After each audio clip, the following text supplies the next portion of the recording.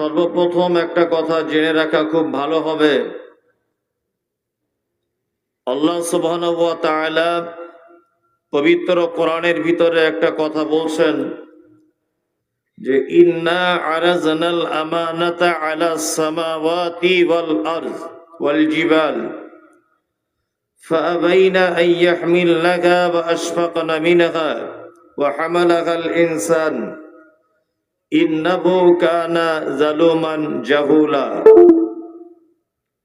আল্লাহ তাআলা বলছেন, আমি সর্বপ্রথম পবিত্র আল কোরআন অবতীর্ণ করতে চাইলাম আসমানের উপরে, তারপর জমিনের উপরে, তারপর পাহাড়ের উপরে, কিন্তু এরা তিনজন ভয়ভীত হয়ে গেল, এর দায়িত্ব নিতে চাইল না।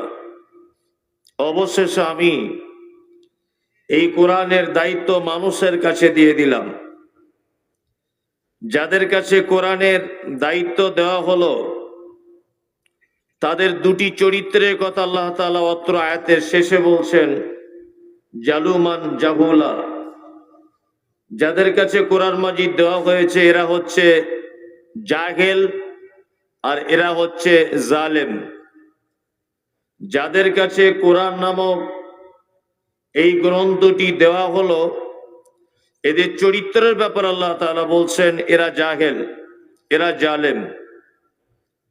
জাহেল মানে যারা এটাকে অধ্যয়ন করার চেষ্টা করে না, আর জালেম মানে কিছু মানুষ অধ্যয়ন করে তারপরে সেটা মেনে নেয় না।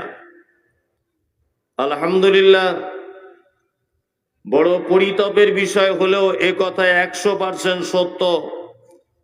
আল্লাহ সুবহানাহু ওয়া তাআলা 1500 বছর আগে যে কথা বললেন যে যাদের কাছে কোরআন অবতীর্ণ করা হলো এরা না পড়তে পারে, না পড়ে, না পড়ার পরে সেটা মানে। দেখুন বর্তমান 2022, 1500 বছর আগের ঘোষণা বর্তমান প্রেক্ষাপটে মিলে যাচ্ছে।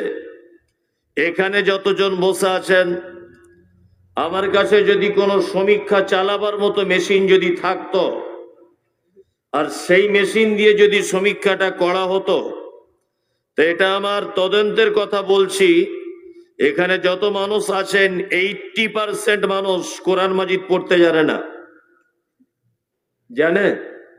জানে না।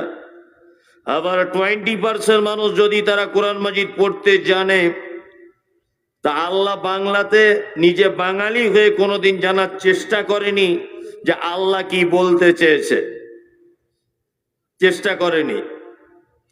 আবার কিছু মানুষ যদিও বা চেষ্টা করেছে তাহলে ভুলভাল পথে চেষ্টা চালিয়েছে। যেমন আমি কোনো এক জায়গায় বক্তব্য রাখতে রাখতে বলেছি যে তাবিজ হারাম। আমি বলেছি তাবিজ বাঁধা শিরক, এটা আমি বলেছি। তাবিজ কেউ যদি হাতে বাঁধে এটা শিরক হবে। তাই স্টেজেই একটা লোক আমাকে বলছে যে হুজুর তাবিজ বাঁধা শিরক কেন? আমি বললাম আল্লাহ রসুল বলেছেন তাই শিরক। কেন বলতে পারবো না? আল্লাহ রসুল বলেছেন তাই বলে দিলাম। তো উনি একটা কোরআনের আয়াত দিয়ে আমাকে দলিল পেশ করছেন, ওয়ানুনাজ্জিলু মিনাল কোরআন মা হুয়া শিফাউন। আল্লাহ বলছেন আমি নিশ্চয়ই কোরআনে এমন কিছু জিনিস অবতীর্ণ করেছি, নাজিল করেছি যেটা মানুষের জন্য ঔষধ, শিফা, কল্যাণ। আমাকে বলছেন যদি কোরআন কল্যাণী হবে তাহলে দুটো একটা আয়াত লিখে যদি বাঁধা যায় অসুবিধা কোথায়? মারাত্মক অসুবিধা। শিফা বলতে আপনি কি বুঝেছেন? কোরআনে যে ঔষধ, এটা কিসের ঔষধ এটা আগে জানতে হবে। সমাজে কিছু রোগ আছে, রোগ নেই? রোগ আছে। যেমন একটা বিবাহিত ছেলে মেয়ে যদি ব্যভিচারের কাজে যদি লিপ্ত হয়, তাহলে আল্লাহর কোরআনের ভাষা অনুযায়ী তাকে কোমর পর্যন্ত পুঁতে ইট পাথর দিয়ে মেরে দিতে হবে। আর যদি অবিবাহিত কোনো ছেলে যদি ব্যভিচারে লিপ্ত হয় তাকে বেত্রাঘাত করতে হবে। প্রয়োজনে ছেলেটা মেয়েটাকে কিছুদিনের ডিস্টেন্স বজায় করিয়ে দিয়ে, বিচ্ছেদ করে দিয়ে, এক অপরকে জায়গা আলাদা করে দিয়ে রাখতে হবে। এটা হচ্ছে কোরআনের আদেশ। ব্যভিচার এটা একটা রোগ, রোগ নয়, রোগ সমাজের। আল্লাহ এর ওষুধের কথা বলছেন। এর ওষুধ হচ্ছে এই যে কোমর পর্যন্ত পুঁতে দিয়ে ইট মেরে মেরে দাও, পাথর মেরে মেরে দাও। দেখবে এই ওষুধ যদি একবার যদি কাউকে খাওয়ানো যায়, সমাজে এই অপরাধ আর হবে না। হবে? হবে না। এইটার নাম হচ্ছে রোগ। অনেক পাপ রয়েছে, সেই পাপগুলো হচ্ছে রোগ। আর এই হুজুর বলছেন বা এই লোকটা বলছেন যে কোরআন তাবিজ পড়ে গলায় বেঁধে নিতে হবে। ওই জন্য যদিও বা কিছু মানুষ কোরআন মাজিদ পড়ছে, কিন্তু তারা এমন কিছু কোরআন মাজিদ বাংলা অনুবাদ করা হয়েছে যে কোরআন মাজিদ গুলো পড়ার কারণে অনেক মানুষ বিভ্রান্তিতে পড়ে যাচ্ছে। ওই জন্য আপনাকে বলে যাচ্ছি, কোরআনের বাংলা যদি পড়েন, তফসির যদি পড়েন, তফসির আহসানুল বায়ান পড়েন, তফসির ইবনে কাসির পড়েন, বা আসাদুল্লাহ গালিব সাহেবের তফসির লেখা রয়েছে এই তফসির পড়েন, এইগুলো যদি পড়েন, তাহলে মোটামুটি একটা সম্ভাবনা আছে যে আপনি কোরআনের সঠিকটা জানতে পারবেন। তাছাড়া আপনিও বিভ্রান্তিতে পড়ে যাবেন। যাই হোক, আমি একজন মহান ব্যক্তিকে নিয়ে আজকে কথা বলবো, তার সাথে সাথে কিছু হাদিস কোরআনও বলবো। আচ্ছা, যদি হাদিস এবং কোরআন থেকে কিছু কথা বলি, তাহলে ইনশাল্লাহ আমরা মানার চেষ্টা করব। ইনশাল্লাহ। দেখুন, হাত তুলিয়েন না, আপনি মানতে পারবেন না। আবেগের ধর্ম আলাদা আর মানার ধর্ম আলাদা। কি বললাম বুঝলেন? কিছুদিন আগে নূপুর শর্মা বলে একটা মেয়ে আল্লাহ নবীর ব্যাপারে একটা কথা বলেছে। তা আমাদের গ্রামে একটা ছেলে আছে, সেই ছেলেটা প্রতিদিন মদ পান করে, তা রোডের উপরে শুয়ে আছে। বলছে কারণ কি? বলছে কারণ হচ্ছে এই যে নূপুর শর্মার বাপের এত বড় ক্ষমতা যে নবীজির উপরে কথা বলবে, রোড অবরোধ হচ্ছে। বলছে আমার বাস, ট্রাক, লরি আমার বুকের উপর দিয়ে চলে যাক, কিন্তু নবীর ব্যাপারে কথা বলা যাবে না। ওই লোকটাকে যদি জিজ্ঞাসা করা হয় একবার কলেমাটা বলো তো ভাই, ও বলতে পারবে না। এটা হচ্ছে আবেগের ধর্ম। এটা কি? আবেগের। তা আমাদের আবেগের হাত তুলে লাভ নেই। যত কঠিন এবং কড়া কথাই হোক, ইনশাল্লাহ মেনে নেব, ইনশাল্লাহ মানার চেষ্টা করব। চলুন এবার মূল আলোচনায় যাওয়া যাক। আল্লাহ সুবহানাহু ওয়া তাআলা আদম থেকে নিয়ে ঈসা আলাইহিস সালাম পর্যন্ত যত নবী এবং রাসূল পাঠিয়েছিলেন, কোন নবী এবং রাসূলকে দিয়ে ইসলামের পরিপূর্ণতা দান করা হয়নি। হয়েছে? ইসলাম পরিপূর্ণতা লাভ করেছে কোন নবীকে দিয়ে? আদম থেকে ঈসা পর্যন্ত লাভ করেছে? করেনি। একজন নবীকে দিয়ে ইসলামের পরিপূর্ণতা দেওয়া হয়েছে, তিনি হচ্ছেন মুহাম্মদ রাসূলুল্লাহ সাল্লাল্লাহু আলাইহি ওয়াসাল্লাম। এই মহান মানুষটির জন্ম হয়েছে আরবে, জায়গাটার নাম মক্কা। মক্কাতে কেন জন্মগ্রহণ করলেন? আমার বক্তব্য আপনারা যারা শোনেন, যে আমার প্রায় কথাতে কেন থাকে, এটা আমার একটা বদগুণ।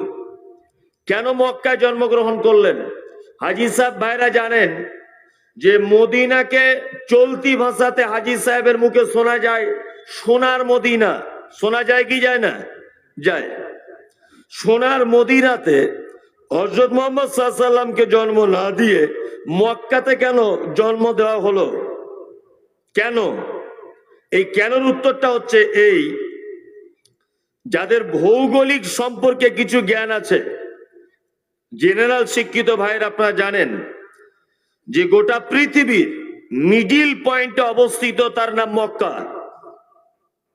গোটা পৃথিবীর একদম মধ্যখানে অবস্থিত। শহরটার নাম কি? মক্কা।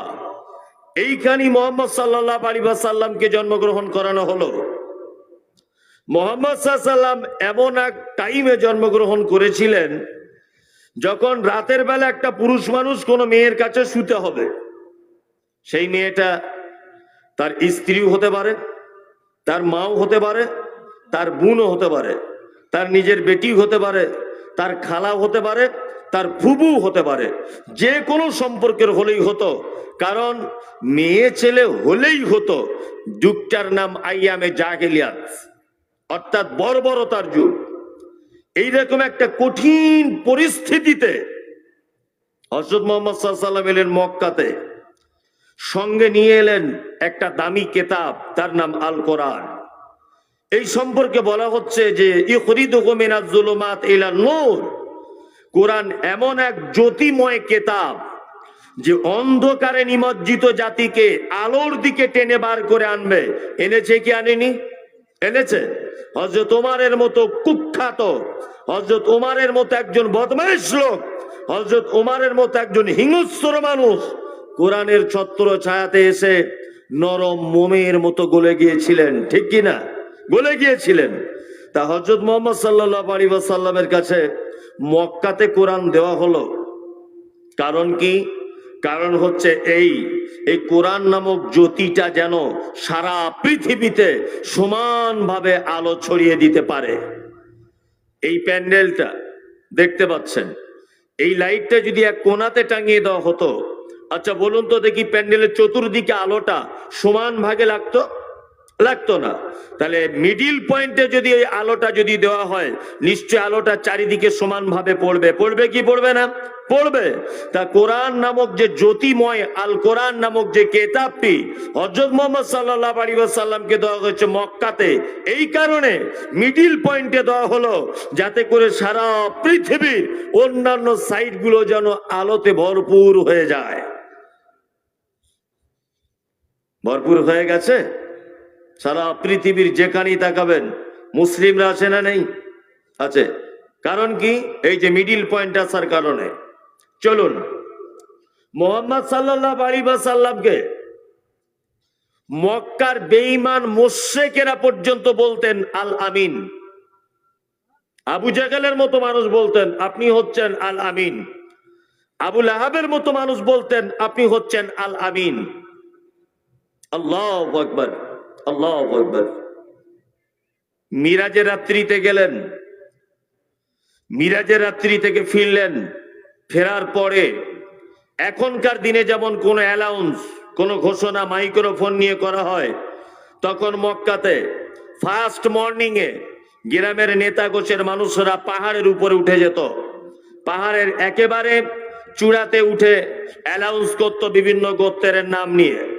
তা হযরত মুহাম্মদ সাল্লাল্লাহু আলাইহি ওয়াসাল্লাম পাহাড়ের উপরে উঠলেন। ওঠার পরে তিনি বিভিন্ন গোত্রের নাম ধরে ধরে ডাকলেন আর বললেন তোমরা সবাই এসো।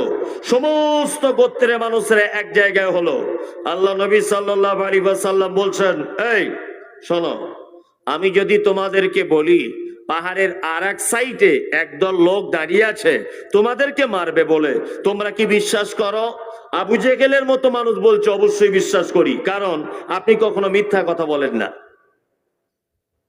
বেঈমানেরা পর্যন্ত বলছে আপনি মিথ্যা কথা বলতেই পারেন না। তখন আল্লাহ নবী সাল্লাল্লাহু আলাইহি ওয়াসাল্লাম বলছেন, গতকাল রাতে আমি চলে গেলাম 7 তবক আসমান পাড়ি দিয়ে মিরাজে। জান্নাত দেখে এলাম, জাহান্নাম দেখে এলাম, আর বাইতুল মুকাদ্দাসে গিয়ে অসংখ্য নবীদের ইমামতি করলাম। আল্লাহু আকবার। রাস্তাতে কত ঘটনা ঘটেছে, এইটা কি তোমরা বিশ্বাস করবে? আবু জেহেল তখন বলছে, বাহ বাহ, তো মারাত্মক বুদ্ধি। এতদিন বলছিল সব ঠিক আছে, এখন তো দেখতে পাচ্ছি মাথা একেবারেই ওর বিগড়ে গেছে, ও পাগল। ওকে বার করে দেওয়া হোক মক্কা থেকে, ওকে মারা হোক, ওকে তাড়িয়ে দেওয়া হোক। তাহলে এতদিন পর্যন্ত আল আমিন বলতেন, তাড়িয়ে দেওয়া হলো কেন? সত্য কথা যখনই বললেন, কি বললেন? 360টা দেবদেবীর পূজা ছেড়ে দাও, এক আল্লাহকে রব বলে মেনে নাও। তখনই বলছে পাগল। আজও পর্যন্ত আপনি সত্য কথা বলেন, হক কথা বলেন, আপনাকে মানুষ পাগল আখ্যায়িত করবে। করবে কি করবে না? এতদিন মমতাজুল ইসলামকে সবাই ডাকছিল বক্তব্য দিতে, কোনো অসুবিধা ছিল না। যখনই বলেছি ইসলামে পীর নেই, এটা হারাম, যখনই বলে দিয়েছি পীর প্রথা ইসলামে নেই, এটা হারাম, ওই হুজুর যে আমাকে নেমন্তন্ন করে জলসা করতে নিয়ে যেত, ওই সোশ্যাল মিডিয়াতে বলছে ও তো আগে রাজমিস্ত্রি কাজ করতো, ও কি জানে কি? ওই হুজুর আমাকে দাওয়াত করে নিয়ে যেত। কি বলছি বুঝতে পারছেন না? যখনই সত্যটা বলেছি তাবিজ হারাম, তাবিজের ব্যবসা হারাম, তখনই ওই হুজুরি আমার নামে অপবাদ দিচ্ছে। কি অপবাদ? বলছে ও তো আগে রাজমিস্ত্রির কাজ করত, ও কি জানে? তার মানে এখনো পর্যন্ত হক কথা বললে অটোমেটিকলি আপনার সাইটে এক শ্রেণী মানুষ লাঠি নিয়ে দাঁড়িয়ে যাবে। যাবে কি যাবে না? অনেক মসজিদের ইমাম সাহেবের চাকরি চলে গেছে মোতোয়াল্লির বিরুদ্ধে বক্তব্য রাখার কারণে। অনেক ইমাম সাহেবদের কাছে রিপোর্ট আমার জানা আছে যে মসজিদের কমিটির বাড়িতে বিবাহ হয়, বিবাহতে গান বাজনা বেজেছে, ইমাম সাহেব তার বিরুদ্ধে বক্তব্য রাখার কারণে সকালবেলাতে লাল কার্ড দেখিয়ে দেওয়া হয়েছে, আপনি বাড়ি চলে যান। আমাদের গ্রামে থাকবেন, আবার বিয়েতে গান বাজবে, এই ব্যাপারে আপনি বক্তব্য রাখবেন? যান, চলে যান, বাড়ি চলে যান। অসংখ্য ইমাম সাহেবদের নাম আমি বলে দিতে পারি, কিন্তু বলবো না। তার মানে বোঝা গেল সত্য কথা বললে বন্ধু বেজার হয়, সত্য কথা বলা যাবে না।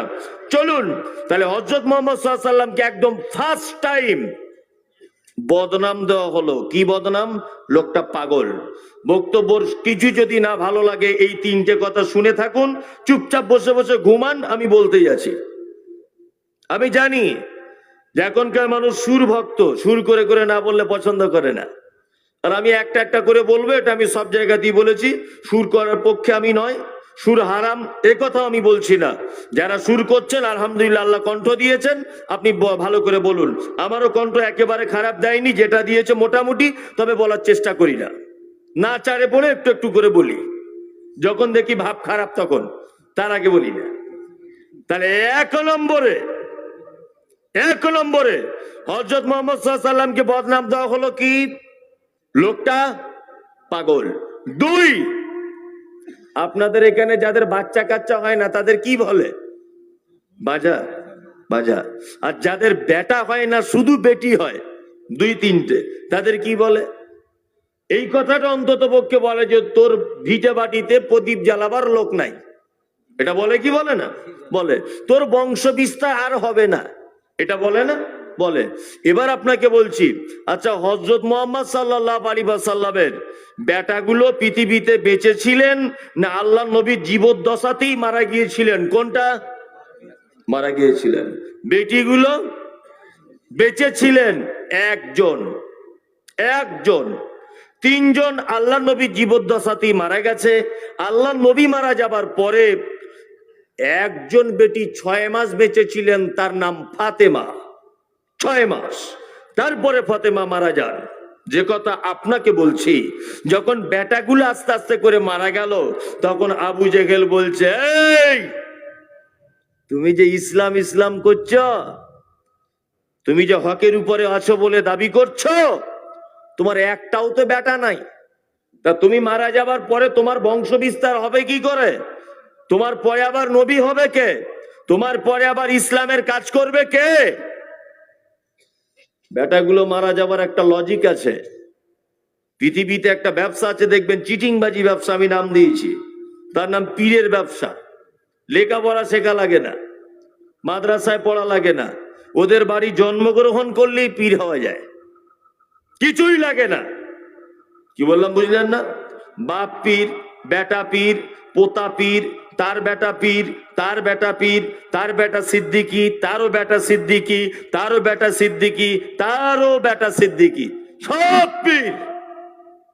কিছু শিখতে লাগে না, জন্ম নিলেই পীর। পৃথিবীর একটা আশ্চর্যজনক একটা, যদি আপনি সায়েন্স বিজ্ঞানের যুগে এটা যদি প্রমাণ করতে যান তাও ভুল। আপনাদের স্কুলে একটা হেডমাস্টার আছে, আচ্ছা বলুন তো, এই হেডমাস্টার মারা যাওয়ার পরে তার বেটা কি আবার হেডমাস্টার হবে? হবে? হবে না। যোগ্যতা থাকলে তবে হবে, তাই তো? আচ্ছা, আপনাদের গ্রামে একটা বিডিও আছে, বিডিও বাবু মারা গেলেন, ওর বেটা কি ওর পদে গিয়ে সাথে সাথে বসে যাবে? যাবে না। আমি মাওলানা মুমতাজুল ইসলাম, আমার নামের আগে সবাই মাওলানা লিখছে, তাই বলে কি আমার বেটা যদি এখন জেনারেল শিক্ষিত হয় তার নামের আগেও কি মাওলানা লিখবে? লিখবে না। অথচ এটা এমন একটা ব্যবসা, দাদু ছিল, বেটা হয়েছে, পোতা হয়েছে, তার বেটা হবে। হযরত মুহাম্মদ সাল্লাল্লাহু আলাইহি ওয়াসাল্লামের বেটাগুলোকে মেরে দেওয়া হলো কেন? আচ্ছা, এটা জানেন যে হযরত মুহাম্মদ সাল্লাল্লাহু আলাইহি ওয়াসাল্লাম ছিলেন গোটা পৃথিবীর শেষ নবী, তাই তো? আর কোন নবী আসবে? আসবে না, আসবে না। আল্লাহ তাআলা এটা ভালো বুঝেছেন যে নবীজিকে মানুষ পাগলের মতো ভালোবাসে। যদি আল্লাহর নবীর বেটাগুলো যদি বেঁচে থাকে আর নবীজি যদি মারা যান, তাহলে ভালোবাসার আবেগে পড়ে ওনার বেটাদেরকেও নবীর স্থানে বসিয়ে দিতে পারে। এই জন্য আল্লাহ বড় কৌশল করে আগে থেকে বেটাগুলোকে ডেকে নিলেন। কি বলছি বুঝতে পারছেন না? আগে থেকে বেটাগুলোকে ডেকে নিলেন। আল্লাহু আকবার। হযরত মুহাম্মদ সাল্লাল্লাহু আলাইহি ওয়াসাল্লামের বেটাগুলো মারা যাওয়ার পরেই বদনাম দেওয়া হলো। কি বদনাম? দেশওয়ালি ভাষাতে বলে আমাদের এলাকাতে যে হাটখুড়ো নাকি একটা বলে, আর আপনাদের এখানে বলছে বাঁজা। জি, গোটা মক্কাতে হুলুস তুলুস লেগে গেল যে মোহাম্মদ একটা বাঁঝা লোক, ওর বেটা নাই। নাম্বার 3, 2 নম্বর বদনাম বাঁঝা। নাম্বার 3, হযরত মুহাম্মদ সাল্লাল্লাহু আলাইহি ওয়াসাল্লাম 40 বছর বয়সের একটা বুড়ি মেয়েকে বিবাহ করেছিলেন। তার নাম কি? খাদিজা রাদিয়াল্লাহু তাআলা আনহা। আল্লাহু আকবার। সাংঘাতিক মেয়ে বিবাহ করেছিলেন। বিবাহ করেছিলেন 25 বছরের তরতাজা টকটকে নওজওয়ান, নাম হযরত মুহাম্মদ সাল্লাল্লাহু আলাইহি ওয়াসাল্লাম। বদনাম উঠে গেল। কি বদনাম? দেখো কত বড় বদমাইশ লোক, খারাপ লোক, নাউজুবিল্লাহ। দেখো মোহাম্মদ কত বড় খারাপ, যৌবনের আবেগ ধরে না রাখতে পেরে একটা বুড়িকে বিয়ে করে নিয়েছে। দেখো কত বড় খারাপ লোক, চরিত্রহীন লোক, নাউজুবিল্লাহ। গোটা মক্কাতে তোলপাড় করে দেওয়া হলো। আল্লাহ নবী সাল্লাল্লাহু আলাইহি ওয়াসাল্লাম চিন্তায় পড়ে গেলেন, এ তো মারাত্মক বদনাম। বদনাম কটা হলো? 3টা। চলুন এইবার আল্লাহ তাআলা পবিত্র আল কোরআনে বদনামের জবাব দিচ্ছেন একটা একটা করে। আমি সেই জবাব দিয়ে কোরআনের আয়াত দিয়ে একটা একটা করে জবাব খণ্ডন করছি। প্রথমে বলেছি পাগল, তাই না? তারপরে বলেছি ও নপুংস, অর্থাৎ যেটাকে বলা হয় বাঁঝা। 3 নম্বরে বলেছি চরিত্র খারাপ। এই 3টে কথা কোরআনের আয়াত দিয়ে খণ্ডন করা যাক। আল্লাহ ব্যাপারে কি বলছেন? আল্লাহ চুপ থাকবেন? চুপ থাকবেন? থাকবেন না। নিশ্চয় আল্লাহ তাআলা কিছু বলবেন। আল্লাহ তাআলা পবিত্র আল কোরআনে একটা সূরা অবতীর্ণ করলেন, তার নাম সূরা কলম। কি নাম? কলম। যে কলম আমরা লিখি এর নামে। আল্লাহু আকবার। আপনি অবাক হবেন। আপনি বসে থাকুন, আমি একটা একটা করে গুছিয়ে গুছিয়ে বলার চেষ্টা করছি যাতে আপনার মগজে ঢোকে, আপনি বিরক্ত হবেন না। 1, আল্লাহ তাআলা বলছেন নুন। কোরআনে 29টি সূরার ভিতরে এরকম কিছু শব্দ আছে, দেখবেন, এগুলো জেনে নেন। 1, আলিফ লাম মিম, আলিফ লাম র, ত হা, কফ, ইয়াসিন, কাফ হা আইন সাদ, নুন। এরকম 29টি সূরাতে আছে। এইগুলোকে বলা হয় হুরুফে মুকাত্তাআত, বাংলাতে বলা হয় বিচ্ছিন্ন অক্ষরমালা, যার কোনো মানে মতলব আছে? আছে? নাই। এটা এখন কেমন করে আমি ব্যাখ্যা করব? আল্লাহর নবী করেননি, সাহাবায়ে কেরামগণ করেননি, তাবেঈগণ করেননি, মুহাদ্দিসগণ করেননি, আমার শিক্ষকও করেনি, আমি মুমতাজুল ইসলাম আমিও করছি না। তবে ব্যাপারটা এই রকম হতে পারে আপনাকে বোঝানোর জন্য বলছি। আগেকার দিনে দেখবেন ছেলে মেয়েরা প্রেম ভালোবাসা করতো চিঠির মাধ্যমে, করতো না? করতো, চিঠি দিত, এক অপরকে চিঠি লিখতো। আর দোকানে রাস্তাঘাটে দেখা হলে চিঠিতে লিখে দিত, দেখো আমি যখন আমার মায়ের সাথে থাকবো তুমি আমাকে বোন বলে ডাকবে, যখন একা একা আমি থাকবো তখন আমি তোমার গার্লফ্রেন্ড, যাতে কেউ বুঝতে না পারে। আমি যখন একা একা থাকবো তখন তুমি আমাকে ভালোবাসার মানুষ হিসাবে দেখবে। দেখো আমি যখন আমার মায়ের সাথে বা আব্বার সাথে বাজারে যাব তুমি আমাকে ভাই বলে ডাকবে। এগুলো প্রেমের গোপন টিপস, ছিল না? আবার একথা লিখে দিত, আমি ডান চোখটা এরকম করলে তুমি বুঝতে পেরে যাবে যে ফটিকদের গোয়াল ঘরের পাশে দেখা করতে বলছে দুপুর 2টোর সময়। যা আগে হতো না? হতো কি হতো না? হতো। তার মানে প্রেমের একটা গোপন টিপস আছে, আছে না নেই? একটা ছেলে একটা মেয়েকে ভালোবাসে, তার বন্ধুকে বলছে, দেখিস আমি সাবিনাকে ভালোবাসি। বলছি, ওরে সাবিনার বাপ কন্ট্রোলের ডিলার, হাজার কোটি কোটি টাকার মালিক রে, আর তোর বাপ রিক্সা চালায়, ওর বেটিকে তুই ভালোবাসিস? বলছে হ্যাঁ, ওর বেটি পাগল আমার লাগে। যে তাই? বলছে চল তুই দেখবি প্রমাণ। সাবিনাকে দেখতে নিয়ে যাচ্ছে, ব্যালকনিতে বসে বসে চা খাচ্ছে, চা পান করছে সাবিনা। আরে রাস্তা দিয়ে যেতে তোর বন্ধুকে বলছে, ওই দেখ, দেখতে পাচ্ছিস সেই দাঁড়িয়ে আছে?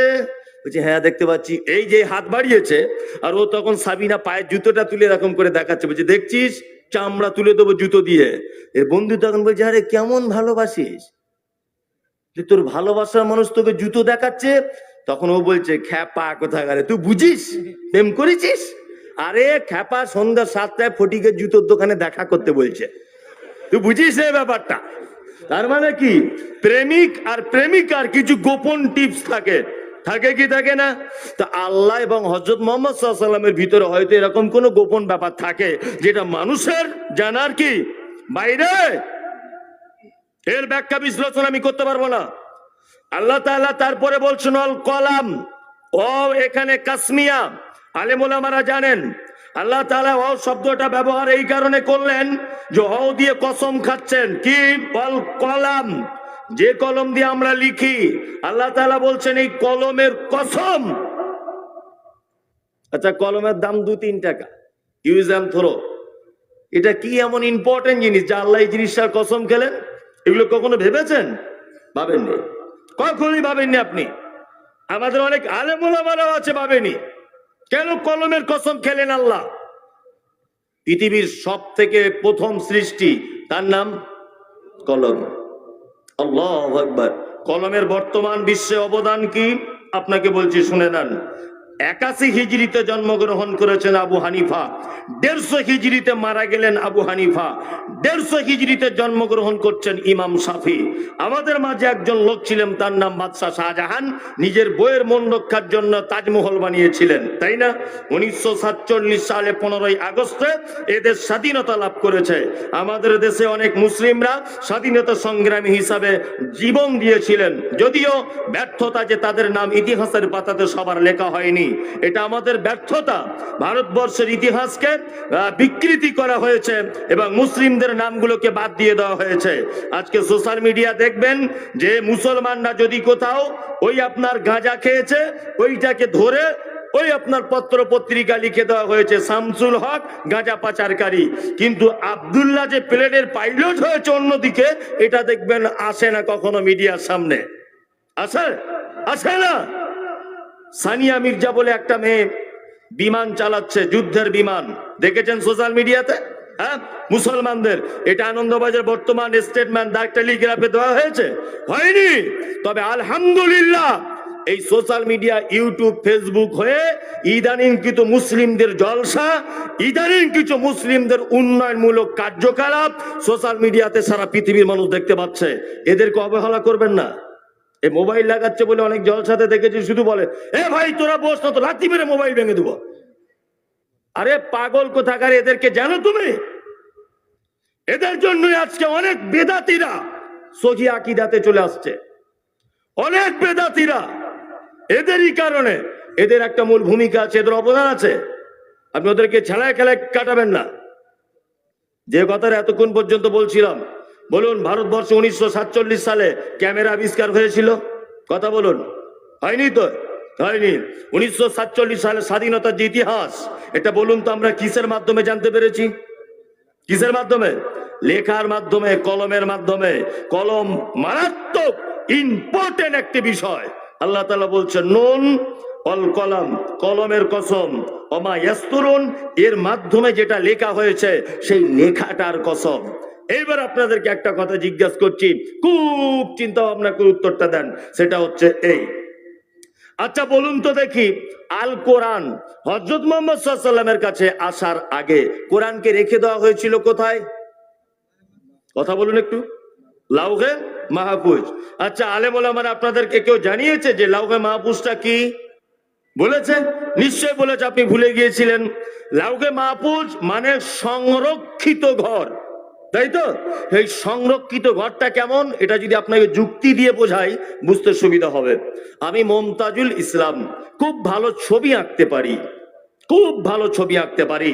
আমার হাতে রং আর তুলি ধরিয়ে দেওয়া হলো, আমাকে বলা হলো যে একটা শিশুর ছবি আপনি আঁকুন, শিশুর ছবি। আচ্ছা বলুন তো, শিশু শব্দটা উভয় লিঙ্গকে বোঝায় কি বোঝায় না? নারীকেও বোঝায়, পুরুষকেও বোঝায়, তাই তো? তাহলে আমি রংটা হাতে নিলাম, তুলিটা ডান হাতে নিলাম, বোর্ডে ছবিটা আঁকবো।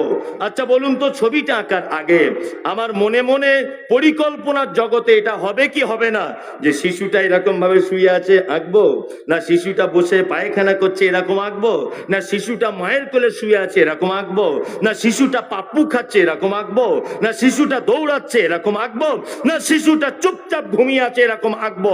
আচ্ছা বলুন তো, রং তুলিটা ধরার আগে আমার পরিকল্পনা অর্থাৎ মনের ভিতরে একটা ছবি অলরেডি আঁকা হবে কি হবে না? হবে কি হবে না? হবে। এইটার নাম হচ্ছে লাউহে মাহফুজ।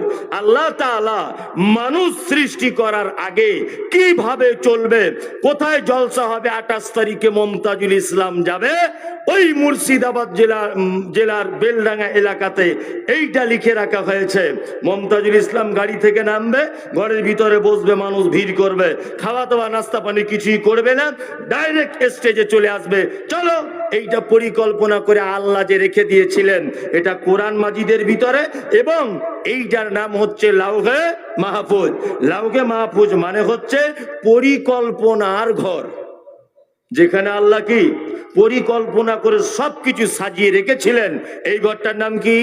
লাউহে মাহফুজ।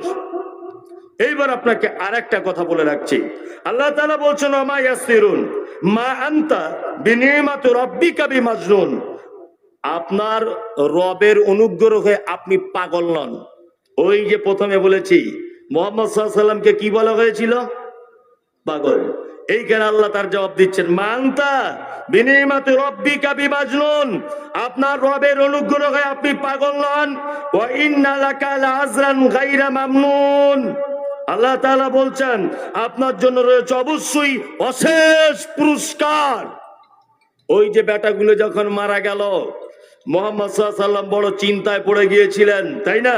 আল্লাহ তাআলা এখানে জবাব দিচ্ছেন, নবী চিন্তার কোনো বিষয় নেই, আপনার জন্য একটা মারাত্মক পুরস্কারের ব্যবস্থা করেছি। বলুন তো দেখি, কিয়ামতের মাঠে মানুষ আধ হাত উপরে, কারোর এক হাত উপরে, মাটি পুড়ে তামা হয়ে যাবে, মানুষ অসহ্য অবস্থায় থাকবে। পবিত্র আল কোরআন বলছে, ইয়াউমা তারাউনাহা তাযহালু কুল্লু মুরজিআতিন আম্মা আরজাআত ওয়া তাযাউ কুল্লু যাতিন হামলিন হামলাহা ওয়া তারান নাসা সুকারা ওয়া মা হুম বিসুকারা ওয়ালাকিন্না আযাবাল্লাহি শাদীদ। কোরআন বলছে, কোরআন কি বলছে? যে গর্ভধারিণী মায়েরা বাচ্চা নিচের দিক দিয়ে পড়ে যাবে, বুঝতে পারবে না। আল্লাহু আকবার। এর নাম কিয়ামতের মাঠ। জি জি, পরিবেশ নষ্ট হয়ে যাবে, যে যেমন করে আছে তেমন ভাবেই থাক, অসুবিধা নেই। আসলে ওরা বসবে না, ওরা দাঁড়ানোরই লোক। এত জায়গা আছে কি চোখে দেখতে পায় না, এটা বলার কি আছে? ওর যদি অসুবিধা না হয় আমারও অসুবিধা নেই। আমি এইরকম বক্তা, কাউকে ডাকতে পারবো না। এটা তো আমার মেয়ের বিয়ে নয় যে না এলে মান সম্মান চলে যাবে।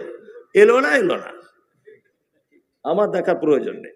যে আসবে না মনে মনে করে নেবেন তার এই জায়গাটা খারাপ, আর কিছু নয়, তার এই জায়গাটা খুব খারাপ, এই জন্য এই মজলিসে বসতে পারছে না। আল্লাহ নবী সাল্লাল্লাহু আলাইহি ওয়াসাল্লামের মাঝখানে একটা হাদিস বলে দিচ্ছি। আল্লাহ নবী বলছেন, কোন মানুষ যদি কোরআনের মজলিসে বসে কোরআনের কথা শ্রবণ করে আর যাওয়ার সময়তে যদি এই কথাটা বলে যায়, সুবহানাকাল্লাহুম্মা ওয়া বিহামদিকা আশহাদু আল্লা ইলাহা ইল্লা আনতা আস্তাগফিরুকা ওয়া আতুবু ইলাইক, এই দুয়াটা বলে যদি বাড়ি চলে যায়, তাহলে ওর এই দিনের এই নেকিটা, এই আমলটা, কোরআন শোনার এই নেকিটা, সরকারি যেমন চিঠিপত্র বা বিশেষ প্রয়োজনীয় কিছু এলে দেখবেন কিছু এই গালা দিয়ে সিল করা থাকে, থাকে না? গালা দিয়ে সিল করা মানে সরকারি মানে অফিসার পর্যন্ত খুলে দেখতে পারবে না ভিতরে কি আছে। আল্লাহর নবী বলছেন এইরকম গালা দিয়ে তার নেকিটাকে বন্ধ করে দেওয়া হয়, কখনো তার এই নেকিটা বরবাদ করা হয় না। সুবহানাল্লাহটা কাল কি বলবেন, আজকে যদি টাইম অসুবিধা থাকে, এটা যদি বাংলাদেশ হতো না প্যান্ডেল ভেঙে যেত। কিন্তু আমাদের এমন চরিত্র আহলে হাদিস বলে দাবি করি যে মাঝে সাঝে একটা চমৎকার কথা শুনলে সুবহানাল্লাহ আলহামদুলিল্লাহ বলতে পারি না, বলতে পারি পারি না। আমাদের জবান যেন খুব মানে দামি, যে বার করতেই পারি না। আল্লাহু আকবার। যে কথা বলছিলাম, আল্লাহ তাআলা সূরা হজের ভিতরে বলছেন কিয়ামতের মাঠ, গর্ভবতী মায়েরা পেটের বাচ্চা তলার দিক দিয়ে নেমে যাবে, বুঝতে পেরে যাবে না। একজন মা তার বাচ্চা পায়ের কাছে এসে বলবে মা দুধ দাও, দুধ দাও। মা সেদিন বাচ্চাকে দুধ দিতে ভুলে যাবে। এর নাম কিয়ামতের মাঠ। কিয়ামতের মাঠ মানে মানুষকে সেদিন দেখা যাবে মানুষ মাতালের মতো ঘুরছে। আল্লাহর ভাষা হচ্ছে তারা মদ পান করেনি। ওয়ালাকিন্না আযাবাল্লাহি শাদীদ। আমার কঠিন আযাবের ভয়ে মানুষ পাগলের মতো করে ঘুরবে, মাতালের মতো করে। এত কঠিন দিন আসছে, সেদিন বাপ বেটার হবে না, বেটা বাপের হবে না, টাকা পয়সা কিছুই কাজে আসবে না, কোনো ওকালতি কাজে আসবে না, কোনো নবী আপনাকে উপকার করতে পারবে না। একজন নবী থাকবেন, তিনি হচ্ছেন মুহাম্মদ সাল্লাল্লাহু আলাইহি ওয়াসাল্লাম। কিয়ামতের মাঠে একটাই শব্দ শুনতে পাওয়া যাবে, সবাই বলবে ইয়া নাফসি ইয়া নাফসি। একজন মানুষের মুখ থেকে আওয়াজ আসবে ইয়া উম্মতি ইয়া উম্মতি। হে আল্লাহ, আমার উম্মতের কি হবে, আমার উম্মতের কি হবে? তিনি হচ্ছেন মুহাম্মদ সাল্লাল্লাহু আলাইহি ওয়াসাল্লাম। আল্লাহ তাআলা বলছেন নবী আপনাকে আমি ঠকাইনি। গোটা কিয়ামতের মাঠে নবী ইব্রাহিম নিজের উম্মত নিয়ে দাঁড়িয়ে থাকবেন, নবী মুসা নিজের উম্মত নিয়ে দাঁড়িয়ে থাকবেন, নবী ঈসা নিজের উম্মত নিয়ে দাঁড়িয়ে থাকবেন, নূহ আলাইহিস সালাম নিজের উম্মত নিয়ে দাঁড়িয়ে থাকবেন। তবে এই মহা বিপদের দিনে গোটা কিয়ামতের মাঠ পানি দাও, পানি দাও, কলিজা ফেটে গেল, পানি দাও। গোটা কিয়ামতের মাঠে কোন নবী পর্যন্ত তার উম্মতকে পানি পান করাতে পারবেন না। একজন মানুষ পানির ডিপার্টমেন্টে থাকবেন, তিনি হচ্ছেন মুহাম্মদ রাসূলুল্লাহ সাল্লাল্লাহু আলাইহি ওয়াসাল্লাম। এই ডিপার্টমেন্টের নাম হচ্ছে হাউজে কাউসার। আল্লাহ তাআলা পবিত্র কোরআনে বলেন ইন্না আতাইনাকাল কাউসার, নবী আপনাকে কাউসার দিয়ে দিয়েছি। ফাসাল্লি লিরাব্বিকা ওয়ানহার, আপনি সালাত আদায় করুন, কুরবানি করুন। ইন্না, নিশ্চয়ই, শানিয়াকা হুয়াল আবতার, যারা আপনাকে বাঁঝা বলছে আমি আল্লাহ তাদের শিকড় কেটে দিব। এইখানে একটা কথা আপনাকে বলে রাখছি। আচ্ছা বলুন তো দেখি, আবু জেহেলের কোন উম্মত আছে? আবু লাহাবের আছে, আব্দুল্লাহ ইবনে উবাইয়ের আছে, উবাই ইবনে সুলুলের আছে। একটাও সারা পৃথিবীতে লোক আপনি দেখাতে পারবেন না যেই লোকটা আবু জেহেলের উম্মাত। অথচ আমাদের নবী মুহাম্মদ সাল্লাল্লাহু আলাইহি ওয়াসাল্লামকে বদনাম দেওয়া হয়েছিল। তোমার বংশের মর্যাদা কি করে হবে, তোমার তাওহীদি মিশন কি করে চলবে, সব তো বন্ধ হয়ে যাবে, তোমার বেটা নেই। আল্লাহ তাআলা অত্র আয়াতে বলেছেন যে নবী আপনাকে আমি উত্তম পুরস্কারে পুরস্কারিত করব। কোথায় নূপুর শর্মা বাড়ি তার কোথায় জানা নেই, শুধু নবীর ব্যাপারে একটা কথা বলেছে, মুসলমানরা কাফনের কাপড় মাথায় বেঁধে রাস্তায় নেমে গেছে কি যায়নি? কাফনের কাপড় মাথায় বেঁধে আপনাদের বেলডাঙ্গা বহরমপুরে রেল অবরোধ করা হয়েছিল, রেলে আগুন লাগিয়ে দেওয়া হয়েছে, বিভিন্ন জায়গাতে রাস্তা অবরোধ করা হয়েছে। মুসলমানরা না খেয়ে দিনের পর দিন কাফনের কাপড় মাথায় বেঁধে তারা রাস্তা অবরোধ করে দিয়েছে। এর নাম হচ্ছে সম্মান, আর এর নাম হচ্ছে ইজ্জত। আল্লাহ তাআলা বলছেন আপনাকে অবশ্যই আমি পুরস্কারে পুরস্কারিত করেছি। আল্লাহু আকবার। তারপর আল্লাহ তাআলা বলছেন ওয়া ইন্নাকা লাআলা খুলুকিন আযীম। এই যে নবীজিকে বলা হয়েছিল চরিত্রহীন, মনে আছে? আগে বলেছি, আল্লাহ এই কথাটা জবাব দিচ্ছেন ওয়া ইন্নালাকা লাআজরান গায়র। ও আল্লাহ তাআলা বলছেন যে আপনাকে অবশ্যই উত্তম চরিত্রের অধিকারী করেছি। ওয়া ইন্নাকা লাআলা খুলুকিন আযীম, নিশ্চয় আপনি মহান চরিত্রের অধিকারী। এইখানে কয়েকটা দুনিয়াবি কথা বলি, কারো যেন জ্বালা না ধরে যায়। জ্বালা ধরলেও আমার কিছু করারও নাই। আচ্ছা বলুন তো, বর্তমান সমাজে একটা শব্দ ব্যবহার করা হয়, শব্দটার নাম নেতা, বলি না? এ বলছে আমি বিজেপির নেতা, ও বলছে আমি বামফ্রন্টের, ও বলছে আমি তৃণমূলের, ও বলছে আমি অমুকের, ও বলছে আমি পিডিসিআই, ও বলছে আমি অমুকের। নেতা বলছে না? কেউ বলছে আমি কংগ্রেস করি, নেতা বলছে না? নেতা বলছে। আর আমরা মাঝে মধ্যে স্লোগান দিই, মুসলমান স্লোগান দিই আর বলি এবার ভোটে জিতবে কে? আমাদের নেতা অমুক ছাড়া আবার কে? আমার নেতার চরিত্র ফুলের মতো পবিত্র।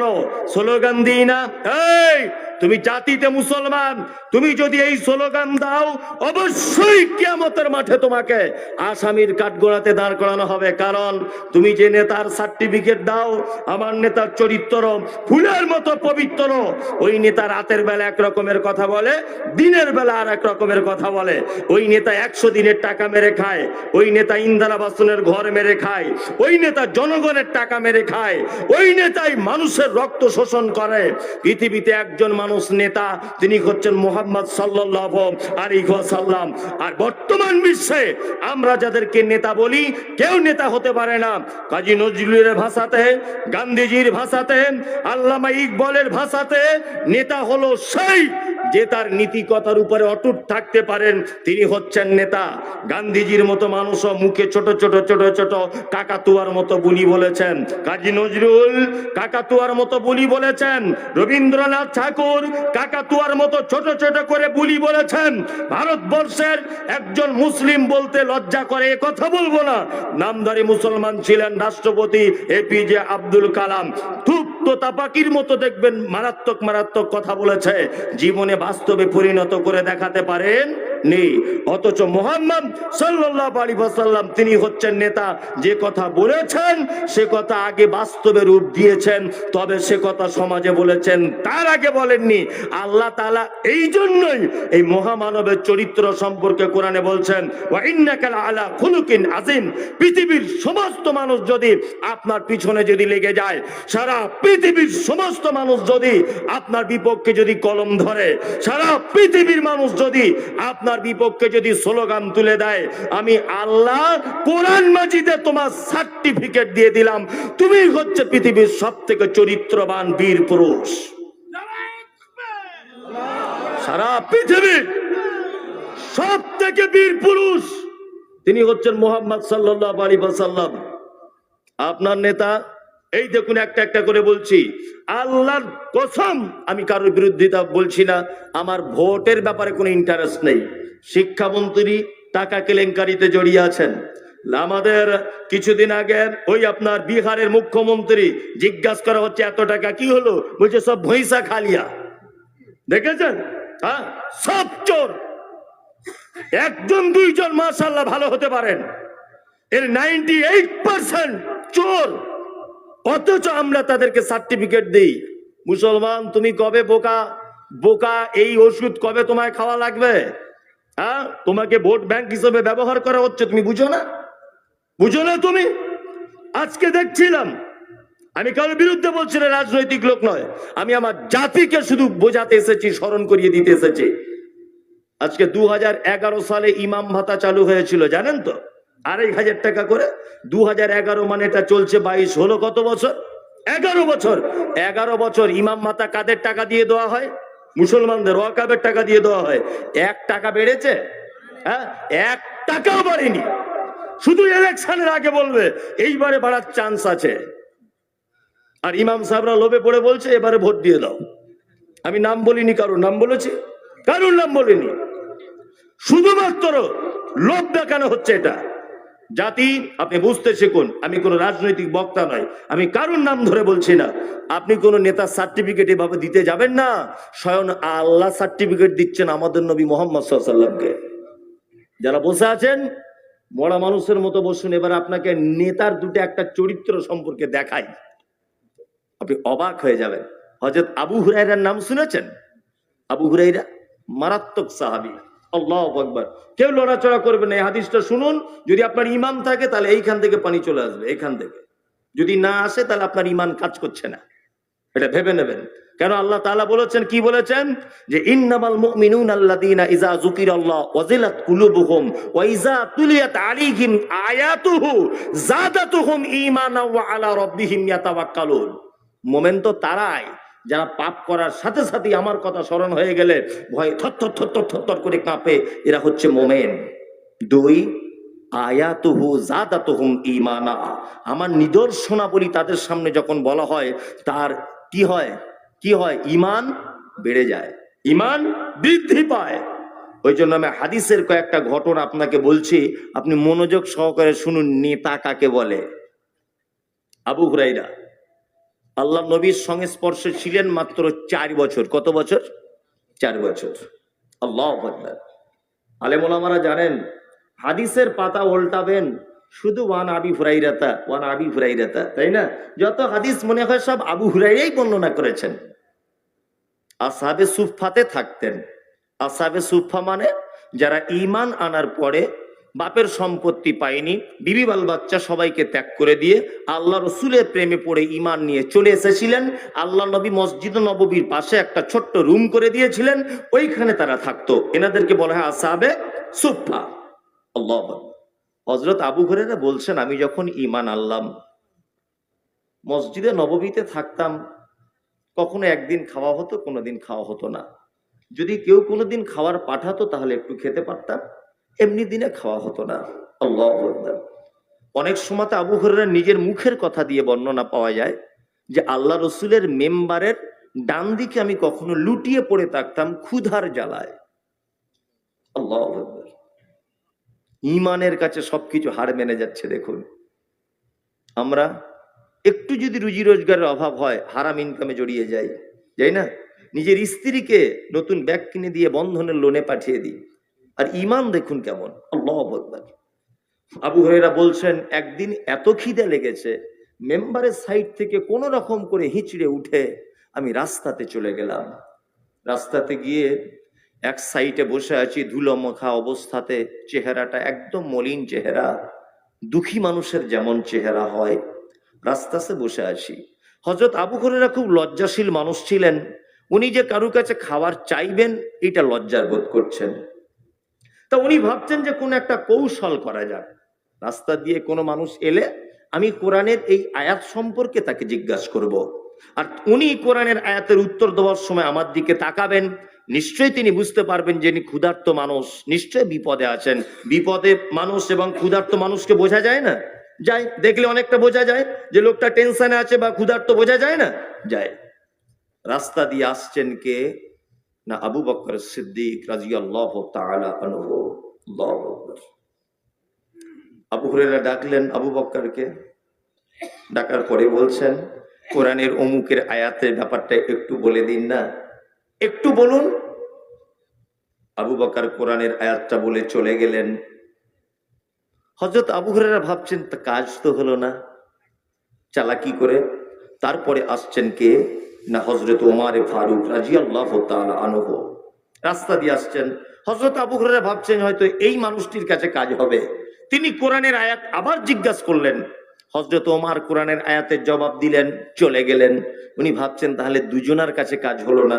এইবারে রাস্তা দিয়ে আস্তে আস্তে করে আসছেন বিশ্ব নবী মুহাম্মদুর রাসূলুল্লাহ সাল্লাল্লাহু আলাইহি ওয়াসাল্লাম। দয়ার নবী আবু হুরায়রার দিকে তাকিয়ে বুঝতে পারলেন যে লোকটা ক্ষুধার্ত। আল্লাহ রাসূল মুচকি হেসে দিয়ে বলছেন, আবু হুরায়রা অবস্থা এই রকম কেন? আবু হুরায়রা বলছেন, আল্লাহ এবং তার নবী ভালো জানেন। আল্লাহ নবী সাল্লাল্লাহু আলাইহি ওয়াসাল্লাম আবু হুরায়রাকে বললেন, চলো আমার সাথে সাথে চলো। আল্লাহ নবী হাঁটছেন। হযরত আবু হুরায়রা বলছেন, আমি নবীজির পিছনে পিছনে হাঁটলাম। আল্লাহ রসুল বাড়িতে ঢুকে গেলেন। বাড়িতে ঢোকার পরে আল্লাহ রসুলকে দেখলাম এক পিয়ালা দুধ নিয়ে ফাঁকে বার হয়ে বলছেন, এক পিয়ালা দুধ হাদিয়া চলে এসেছে। আবু হুরায়রা, তোমার খুব খিদে পেয়েছে না? এক পিয়ালা দুধ এসেছে, আলহামদুলিল্লাহ। বাড়িতে জিজ্ঞাসা করা হলো দুধ কোথা থেকে এসেছে? বলছে হাদিয়া এসেছে।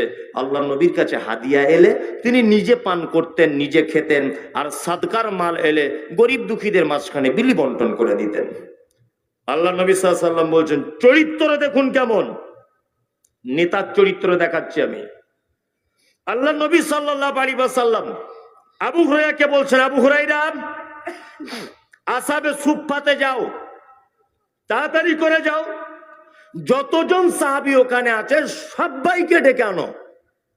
আবু হুরায়রা মনে মনে ভাবছেন, এক পিয়ালা দুধ, ও তো আমি যদি খাই আমার পেটের এক কোণাতে পড়ে থাকবে, আবার আল্লাহর নবী আসহাবে সুফফার সবাইকে ডেকে আনতে বলছে, আশ্চর্য ব্যাপার। কিন্তু নবীজি বলেছেন যে এখানে কোনো অবাধ্যতা চলবে চলবে না। আবু হুরায়রা চটজলদি চলে গেলেন আসহাবে সুফফাতে। অসংখ্য সাহাবী ছিলেন, সব সাহাবীগুলো এক এক করে আল্লাহ রাসূলের বাড়িতে। আল্লাহ নবী বলছেন, আবু হুরায়রা, আল্লাহ রাসূল এই দুধের পেয়ালাটা নাও।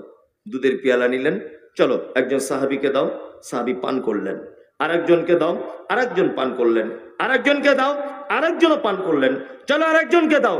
এইভাবে অনেক সাহাবীকে পান করানো হয়ে গেল। আল্লাহর নবী মুচকে হেসে দিয়ে বলছেন, এবার আমি পান করি। আল্লাহর নবী যখন পান করছেন, আবু হুরায়রা তখনও ভাবছেন, দুধ কি আর আছে বলে মনে হয়, আমার ভাগ্যে কি আর জুটবে, মনে মনে ভাবছেন। আল্লাহর নবী বরকতের দোয়া বলে পান করলেন। তারপরে পিয়ালাটা আবু হুরায়রাকে দিলেন। আবু হুরায়রাকে বলা হলো, আবু হুরায়রা পান করো। আবু হুরায়রা পান করলেন একবার। আল্লাহর নবী বলছেন, আবু হুরায়রা আবার পান করো। আবার পান করা হয়ে গেল। আল্লাহর নবী সাল্লাল্লাহু আলাইহি ওয়াসাল্লাম বলছেন, আবু হুরায়রা আবার পান করো। আবু হুরায়রা তখন বলছেন, আল্লাহর নবী পেটে আর জায়গা তো নাই, পেটে জায়গা নাই তো। আল্লাহ নবী বলছেন, আবু হুরায়রা দেখো তো দুধ আছে কি? বলছে, আল্লাহ রাসূল যেমনকার দুধ তেমনই আছে। আল্লাহু আকবার, আল্লাহু আকবার। আপনাকে আমি নেতার চরিত্র দেখাচ্ছি। আল্লাহ নবী তখন ছিলেন নেতা, তাই না? নেতা। বাড়িতে হাদিয়া এসেছে, অধীনস্থে থাকা আসহাবে সুফফার গরিব মানুষদেরকে ডেকে এনে এক পেয়ালা দুধ ইচ্ছা করলে নিজে খেয়ে নিতে পারতেন, ইচ্ছা করলে আবু হুরায়রাকে দিয়েই সীমাবদ্ধ রাখতে পারতেন। পারতেন কি পারতেন না?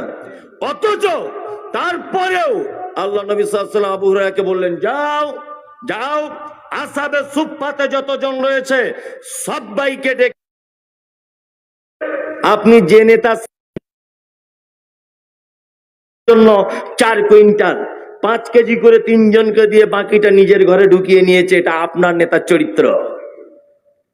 হ্যাঁ, অধীনস্থে থাকা মানুষদের টাকা মেরে নিয়েছে, কারণ আমি ঘর এসেছে, তা মিথ্যা মিথ্যা করে তাকে বলছে 10,000 টাকা লাগবে।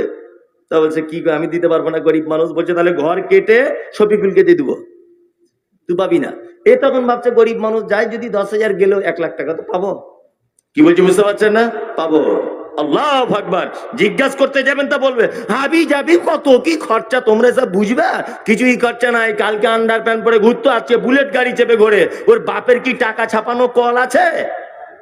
হ্যাঁ, এতদিন কোথায় ছিল বুলেট গাড়ি? এতদিন কোথায় ছিল? জনগণ বুঝে না। এই দেখুন নেতার চরিত্র। মুহাম্মদ সাল্লাল্লাহু আলাইহি ওয়াসাল্লাম আসহাবে সুফফা সবাইকে ডেকে এনে বলছে, চলো দুধ পান করো।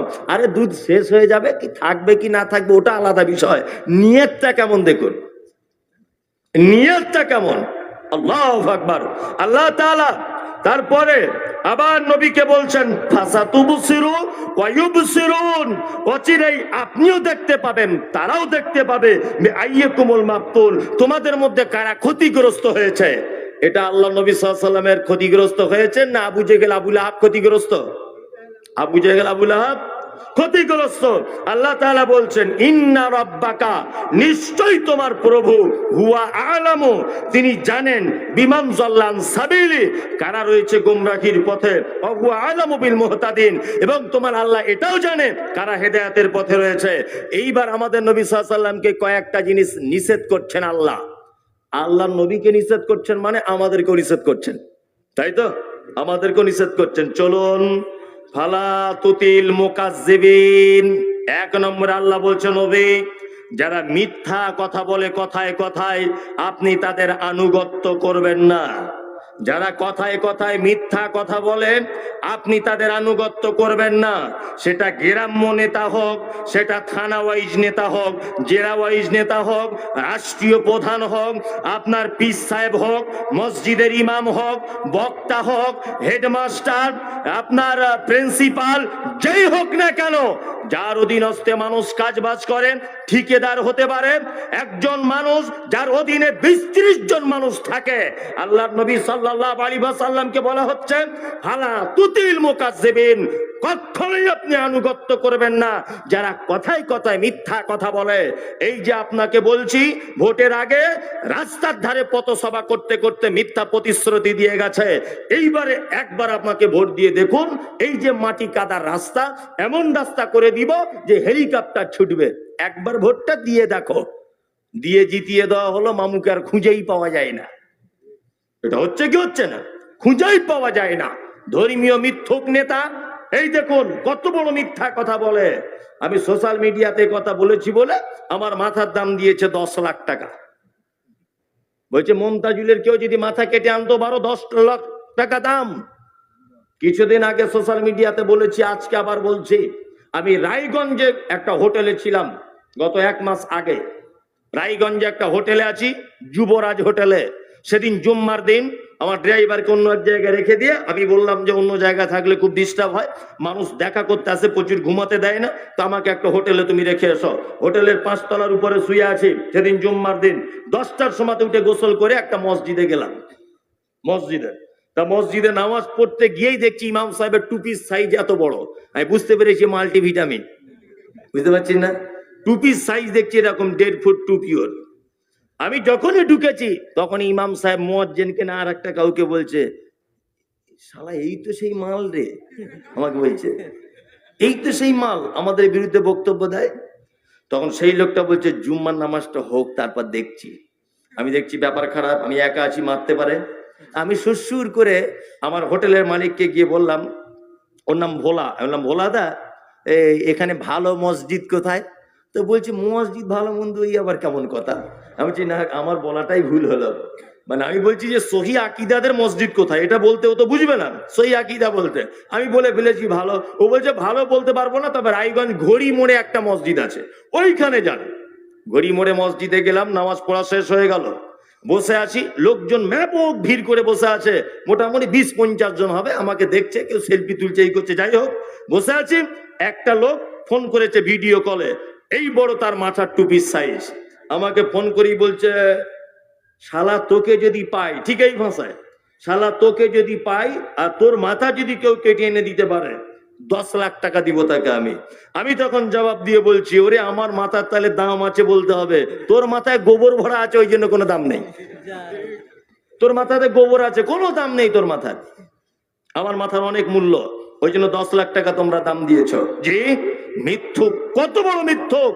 আপনাকে একটা কথা বলি, আল্লাহর নবী সাল্লাল্লাহু আলাইহি ওয়াসাল্লাম বেঁচে থাকা অবস্থাতে কেউ ইমামতি করতে পাবে? ভালো করে বুঝবেন, যুক্তি দিয়ে বোঝাচ্ছি। ধরে নেন এইখানে আল্লাহর নবী সাল্লাল্লাহু আলাইহি ওয়াসাল্লাম আছেন, ধরে নেন। আচ্ছা, এখানে যত বড়ই পণ্ডিত থাক, কেউ আগে বেড়ে ইমামতি করতে পাবে? পাবে না। নবীজি থাকা অবস্থাতে 2 জন মাত্র আল্লাহর নবী জীবদ্দশাতে ইমামতি করেছিলেন, 2 জন। তার মধ্যে তাও একজনের ব্যাপারে ইখতিলাফ আছে, আর একজনের ব্যাপারে ক্লিয়ার। আমি ক্লিয়ারটাই বলছি, কি? তার নাম হচ্ছে আবু বকর সিদ্দিক রাদিয়াল্লাহু তাআলা আনহু। আল্লাহ রাসূল একদম বিছান সজ্জায় আম্মাজান আয়েশার উরুতে মাথা দিয়ে শুয়ে আছেন। কখনো জ্ঞান হারিয়ে ফেলছেন, কখনো জ্ঞান আসছেন। আল্লাহ নবী বারবার আয়েশাকে বলছেন, মেসওয়াকটা দাও না, মেসওয়াকটা দাও। বারবার আল্লাহ রাসূল মেসওয়াক করছেন, পৃথিবী থেকে চলে যাবেন এরকম কঠিন অবস্থাতে। আজান হয়ে গেছে, হযরত বেলাল আজান দিলেন। আজানের পরে আল্লাহ নবী সাল্লাল্লাহু আলাইহি ওয়াসাল্লাম আয়েশাকে বলছেন, আয়েশা একবার আমার মাথাটা তুলে মসজিদের জানালার দিকে দেখাও, এই মসজিদের দৃশ্যটা দেখতে চাই। আম্মাজান আয়েশা বলছেন, আল্লাহ রসুল আপনি তো মসজিদে মনে হয় যেতে পারবেন না। আল্লাহ রসুল বলছেন, আমি যেতে পারবো না, ঠিক আছে। এই নামাজ প্রতিষ্ঠার জন্য উহুদের মাঠে আমাকে মেরে দাঁত ভেঙে দেওয়া হয়েছিল, বদরে মার খেয়েছি, খন্দকে অনেক কষ্ট পেয়েছি, না খেয়ে পেটে পাথর বাঁধতে হয়েছিল, উহুদে আমার দাঁত ভেঙে গিয়েছিল, অসংখ্য সাহাবীদের প্রাণ চলে গেছে, অসংখ্য নিরীহ শিশুদের জীবন চলে গেছে, অসংখ্য মহিলারা বিধবা হয়ে গেছে, অসংখ্য অবদান রয়েছে আমার অসংখ্য সাহাবীদের। আয়েশা শুধু একবার মসজিদের দৃশ্যটা দেখাও। মসজিদের ভিতরে সাহাবায়ে কেরামগণ অপেক্ষা করছেন, আল্লাহ রাসূল ইমামতি করতে আসবেন, বিশ্ব নবী যেতে পারছেন না। বারবার আল্লাহ রাসূলের হুজরার দিকে তাকানো হচ্ছে, নবীজি আসছেন কিনা। তখন আম্মা জান আয়েশাকে আল্লাহ নবী বলছেন, আয়েশা ইশারা করে বলছেন, তোমার আব্বাকে বলো আয়েশা ইমামতি করতে। তখন হযরত আয়েশা বলছেন, আল্লাহ নবী, আমার আব্বা যে খুব নরম হৃদয়ের মানুষ, আমার আব্বা ইমামতি করতে পারবে না, খুব নরম হৃদয়ের মানুষ। আল্লাহ রাসূল আবার বলছেন, আয়েশা তোমাকে বলছি তো, তুমি তোমার আব্বাকে বলো ইমামতি করতে। আমার যাওয়া সম্ভব নয়। হযরত আবু বকরকে দাঁড়িয়ে আছেন, হযরত আয়েশা আবার বলছেন, আল্লাহ নবী, আমার আব্বা খুব নরম হৃদয়ের মানুষ, আপনার উপস্থিতিতে ইমামতি করা সম্ভব হবে না, উনি কখনোই সম্ভব হবেন না। আপনাকে এত ভালোবাসে, আপনি বেঁচে আছেন আর উনি ইমামতি করবেন, এটা হতে পারে না। আবার আল্লাহ নবী আয়েশাকে বলেন, আয়েশা তুমি বলো না, আয়েশা তোমার আব্বাকে ইমামতি করতে বলো। ইশারাতে যখন বলছেন তখন হযরত আবু বকর চলে গেলেন ইমামতি করতে। ব্যাপারটা বুঝতে পেরেছেন, নবীজি পৃথিবীতে আর থাকবেন না। আল্লাহু আকবার। এই জীবনের প্রথম একজন মানুষ যিনি আল্লাহ নবী সাল্লাল্লাহু আলাইহি ওয়াসাল্লাম বেঁচে থাকা অবস্থায় ইমামতি করেছিলেন, আর একজনের মানুষের নাম হচ্ছে আব্দুর রহমান ইবনে আওফ, জান্নাতি একজন সাহাবী। এই সাহাবীটির জীবনে একবার ঘটনা, নবীজি জীবদ্দশাতে তিনি একবার ইমামতি করেছিলেন বলে জানা যায়। ঘটনা হচ্ছে এই, তার মানে নবীজি বেঁচে থাকা অবস্থায় ইমামতি করতে পাবে না। নবী যেখানে প্রেজেন্ট সেখানে কেউ ইমাম হতে পারবে না। আমি সোশ্যাল মিডিয়াতে কথা বলেছি, হুজুর বক্তব্য রাখতে রাখতে বলছে, হঠাৎ করে একদিন আমাদের পীর সাহেব বসে আছেন মাজারে, হঠাৎ করে তিনি মজলিস থেকে উঠে গেলেন, খালি পায়ে উঠে গিয়ে সামনে গিয়ে দাঁড়ালেন, এইরকম ভাবে হাত জোর করে। মানুষগণ জিজ্ঞাসা করছে, কি ব্যাপার হুজুর? পীর সাহেব আপনি উঠে চলে গেলেন। পীর সাহেব তখন বলছে, সবাই চুপ করো। বলছে কেন? বলছে এই যে তোমরা দেখতে পাচ্ছ না, আল্লাহর নবী, আবু বকর, ওমর, উসমান 4 জন আর আল্লাহর নবী 5 জন এই মাত্র আমার সঙ্গে দেখা করতে আসবে, ওই জন্য আগে থেকে দাঁড়িয়ে আছে। হুজুর একদম এই কথা বলার সাথে সাথে সব মানুষ একেবারে নিস্তব্ধ হয়ে গেল।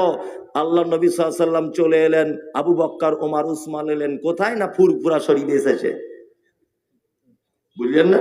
ফুরফুরা শরীফ এসেছে। আমার বক্তব্য হলো এটা, এই বিয়াদব হুজুর, যদি ফুরফুরা শরীফে আল্লাহর নবী যদি সেই দিন এসে সারাদিন ঘুরে যায়, তা তোমাদের সেদিন জোহর আসর মাগরিবের ইমামতি কে করেছিল? এ হাদিস বলো আগে, কে ইমামতি করেছিল? যদি সে ইমামতি করে থাকে, আর এটা যদি ইসলামিক কান্ট্রি হতো, এটা যদি খেলাফতের যুগ হতো, এটা যদি হযরত আবু বকর সিদ্দিকের যদি জামানা হতো, হযরত ওমরের মতো যদি যুগ এটা হতো, অবশ্যই তোমার মতো হুজুরকে তলোয়ার দিয়ে তোমার গর্দান কেটে ফেলে দেওয়া হতো। তোমার মিথ্যা কথা চলতো না, তোমার মিথ্যা কথা চলতো না। আল্লাহু আকবার, আল্লাহু আকবার। নবীর ব্যাপারে মিথ্যা কথা বলে। বাংলাদেশের নোয়াখালী বলে একটা জেলা আছে, বাংলাদেশের নোয়াখালী, এ বক্তব্য সোশ্যাল মিডিয়াতে দিয়েছি, তবে ডাইরেক্ট আপনারা শুনতে পাননি, ওই জন্য ডাইরেক্ট বলছি।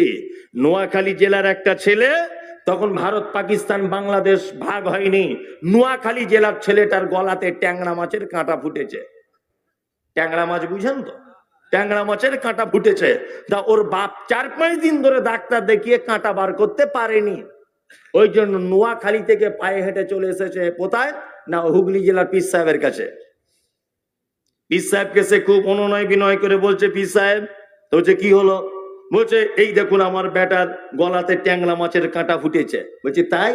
বলছে হ্যাঁ। বলছে চোখ বন্ধ করো, এইখানে বসো। চোখ বন্ধ করে বসে আছি, আর পীর সাহেবকে দেখলাম এইখান থেকে হাত লম্বা করে, নোয়াখালীতে আমার ছেলে ঘুমিয়েছিল, গলার ভিতরে হাত দিয়ে কাঁটা বার করে এনে আমাকে দেখাচ্ছে, এই দেখো তোমার ছেলের কাঁটা। আমি বললাম আস্তাগফিরুল্লাহ, হুজুরের হাত কত লম্বা আছে, এইখান থেকে নোয়াখালী হাত চলে যাচ্ছে। হ্যাঁ, এটা মিথ্যা না সত্য বলে মনে হয়? আল্লাহু আকবার। মিথ্যুক হুজুর, রাসূলের নামে মিথ্যা কথা বলে। একটা বই লিখেছেন, হুজুর বক্তব্য রাখতে রাখতে বলছেন, আল্লাহর নবী বলেছেন, আমার ড্রাইভার যদি থাকে গাড়ি থেকে বইগুলো একটা একটা করে এনে আপনার কাছে প্রমাণ দিতে পারে, আমি একটা একটা করে সব ওদের লেখা বই আমার গাড়িতে ভরা আছে মোকাবেলা করার জন্য, সব বই। হুজুর বক্তব্য দিতে দিতে বলছিলেন যে আল্লাহ নবী সাল্লাল্লাহু আলাইহি ওয়াসাল্লাম বলেছেন, বেশি করে কাঁটা বেগুন খাও, 100টা রোগ ভালো হয়ে যায়। আচ্ছা বলুন তো, বিজ্ঞানের যুগে কথা চলে? চলে? কাঁটা বেগুন খেলে অধিকাংশ মানুষের পাছা চুলকিয়ে ঘা হয়ে যাবে, যাবে কি যাবে না? যাবে। হুজুর বক্তব্য রাখছে, আমি সোশ্যাল মিডিয়াতে বলেছি এটা কোনো হাদিস হতেই পারে না। মাশাআল্লাহ, এই কথা বলেছি। মালদা কালিয়াচক থেকে একটা বই কিনে নিলাম, বইটার নাম হচ্ছে আল মাওজুআত রাহে বেলায়াত। রাহে বেলায়াত নামক বইয়ে ওই ফুরফুরা শরীফের লেখা পীর সাহেবদের লেখা বই। এই বইটার বাংলা অনুবাদ করেছেন ফুরফুরার আর একজন পীর সাহেব, তার নাম হচ্ছে পীর আনসার সিদ্দিকী। আনসার সিদ্দিকীর বড় জামাই, ওনার নাম হচ্ছে ডাক্তার খন্দকার জাহাঙ্গীর, বাংলাদেশে বাড়ি। সম্ভবত কিছুদিন আগে তিনি রোড অ্যাক্সিডেন্টে মারা গেছেন, পৃথিবী থেকে বিদায় নিয়েছেন। আল্লাহ ওনাকে জান্নাতুল ফেরদাউসে স্থান দিক, বলুন আমিন। উনি বলেছেন যে কাঁটা বেগুন খেলে 100টা রোগ ভালো হয়ে যাবে, এটা একেবারে মিথ্যা কথা। আপনাদের এলাকায় যত বেদাতি গ্রাম আছে দেখবেন যে জানাজার নামাজের পরে পর ইমাম সাহেব বলেন দাঁড়িয়ে যাও, 10 বার কুলু আল্লাহু আহাদ সূরা পড়ো, 10 বার দরুদ শরীফ পড়ো, 10 বার সূরা ইউনুস পড়ো। আর পাড়ার যারা মেয়েরা কোরআন পড়েছে সব কোরআনগুলো কে কত খতম দিয়েছে একবার বলো, বক্সে দিতে হবে মরা মানুষের নামে। এটা করে কি করে না? অনেক জায়গায় করে কি করে না? এই এটা তো তোমার বাপ 72 বছর আগে আল মাওজুআতে বলে গেছে, এটা চরম ভাবে বেদাত। তোমার বাপ বলেছে এটা, পীর সাহেব তোমাদের বইয়ে লেখা আছে। আমরা আহলে হাদিসরা বলেছি নামাজের পরে পরে জমাতবদ্ধ ভাবে হাত তুলে দোয়া করা বেদাত, এটা আমরা বলেছি। 10 বছর ধরে এই হাদিস হয়তো শুনেছেন, এর আগে আমিও মুমতাজুল ইসলাম হাত তুলে দোয়া করেছি কি করিনি? করেছি কি করিনি? 72 বছর আগে পীর সাহেব লিখে গেছেন ওনার বইয়ে যে আল্লাহ নবী সাল্লাল্লাহু আলাইহি ওয়াসাল্লাম যে যে স্থানে হাত তুলে দোয়া করতে বলেছেন সেই সেই স্থানে হাত তুলে দোয়া করা সুন্নত, বাকি জায়গায় হাত তুলে দোয়া করা বেদাত। তার মধ্যে 1 নম্বর, আজান দেওয়ার পরে মুয়াজ্জিন মাইকের সামনে দাঁড়িয়ে দোয়া করবে হাত তুলে, এটা বেদাত। নামাজের পরে ইমাম সাহেব দোয়া করবে, এটা বেদাত। যায় নামাজের সামনে মৃত মানুষকে সামনে রেখে ইমাম সাহেব দোয়া করবে, এটা বেদাত। এটা আহলে হাদিসরা বলেনি, 72 বছর আগে তোমার বাপ লিখেছে বই, এটা বেদাত। 72 বছর আগে বই আমার কাছে আছে। চলুন আল্লাহর কসম আপনাকে বই দেখাবো। আর যদি চ্যালেঞ্জ করতে চান আমার ড্রাইভারকে দেখুনি বই আনবো, আপনাকে দেখাবো বই লেখা আছে কিনা। সোশ্যাল মিডিয়াতে আমি ফটো করে বই ছেড়ে দিয়েছি, এই দেখুন এটা আছে। ছাড়িনি, ছেড়ে দিয়েছি।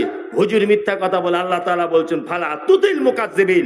নবী আপনাকে সাবধান করছে, কখনোই মিথ্যুক যারা তাদের আনুগত্য করবেন না। আরে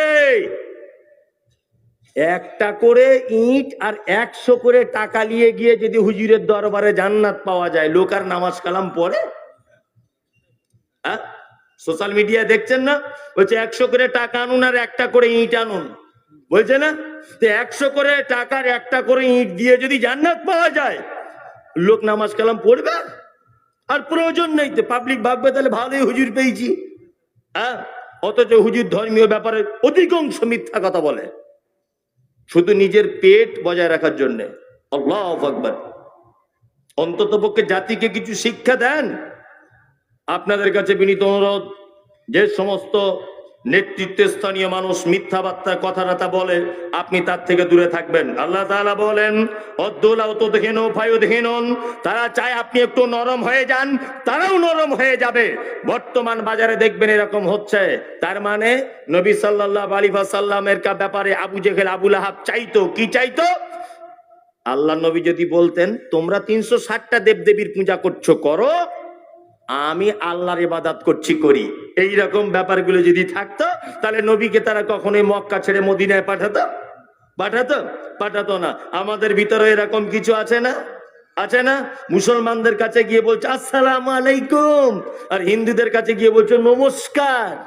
আছে কি আছে না নেতা? ভোটে জিতে গেল, ভোট নেবার সময়তে দেখছি ওরে বাবা এইরকম করে ঘোমটা দিয়ে এসেছে, বলছে আমার নাম সাবিনা ইয়াসমিন, মনে হচ্ছে পর্দানাসীন মহিলা। ভোটে জিতে গেল, তারপরের দিন বলছে হিন্দু ছেলেকে বিয়ে করে নিয়েছে। শুনেছেন তো এটা? আল্লাহ তাআলা বলছেন মুসলমান, নাম মুসলমান, দুর্গা পুজোর উদ্বোধন করছেন মুসলমান। কি বলছি বুঝতে পারছেন না? মুসলমানও কালী পুজোয় ফিতে কেটে উদ্বোধন করছেন মুসলমান নেতা। আমরা এদেরকে নেতা বলি, আবার খুব ভালোবাসি। আল্লাহ তাআলা বলছেন অদ্দুলা তুদহিনু ফায়ুদহিনুন। নবী তারা চায় আপনি একটু নরম হন, তারাও নরম হয়ে যাবে। আমরা কখনোই নরম হব না, বাতিলের কাছে মাথা নত করি না। মুমতাজুল ইসলাম আমাকে বলা হচ্ছে ক্ষমা চাইতে হবে। আমি বলেছি ক্ষমা অবশ্যই চাইবো, তবে কলকাতা রাজপথে একটা স্টেজ করা হোক। যারা বলেছে যারা বলেছে কথা, কি বলেছে যে না আহলে হাদিস মানে ইহুদিদের দালাল, এইটা যারা বলেছে তাকে আগে ক্ষমা চাইতে হবে, তারপরে আমি মুমতাজুল ইসলাম ক্ষমা চাইবো, আমার অসুবিধা নাই। দুজনাই ক্ষমা চাইবো, চলো স্টেজ করো। আমি কেন একা ক্ষমা চাইতে যাব?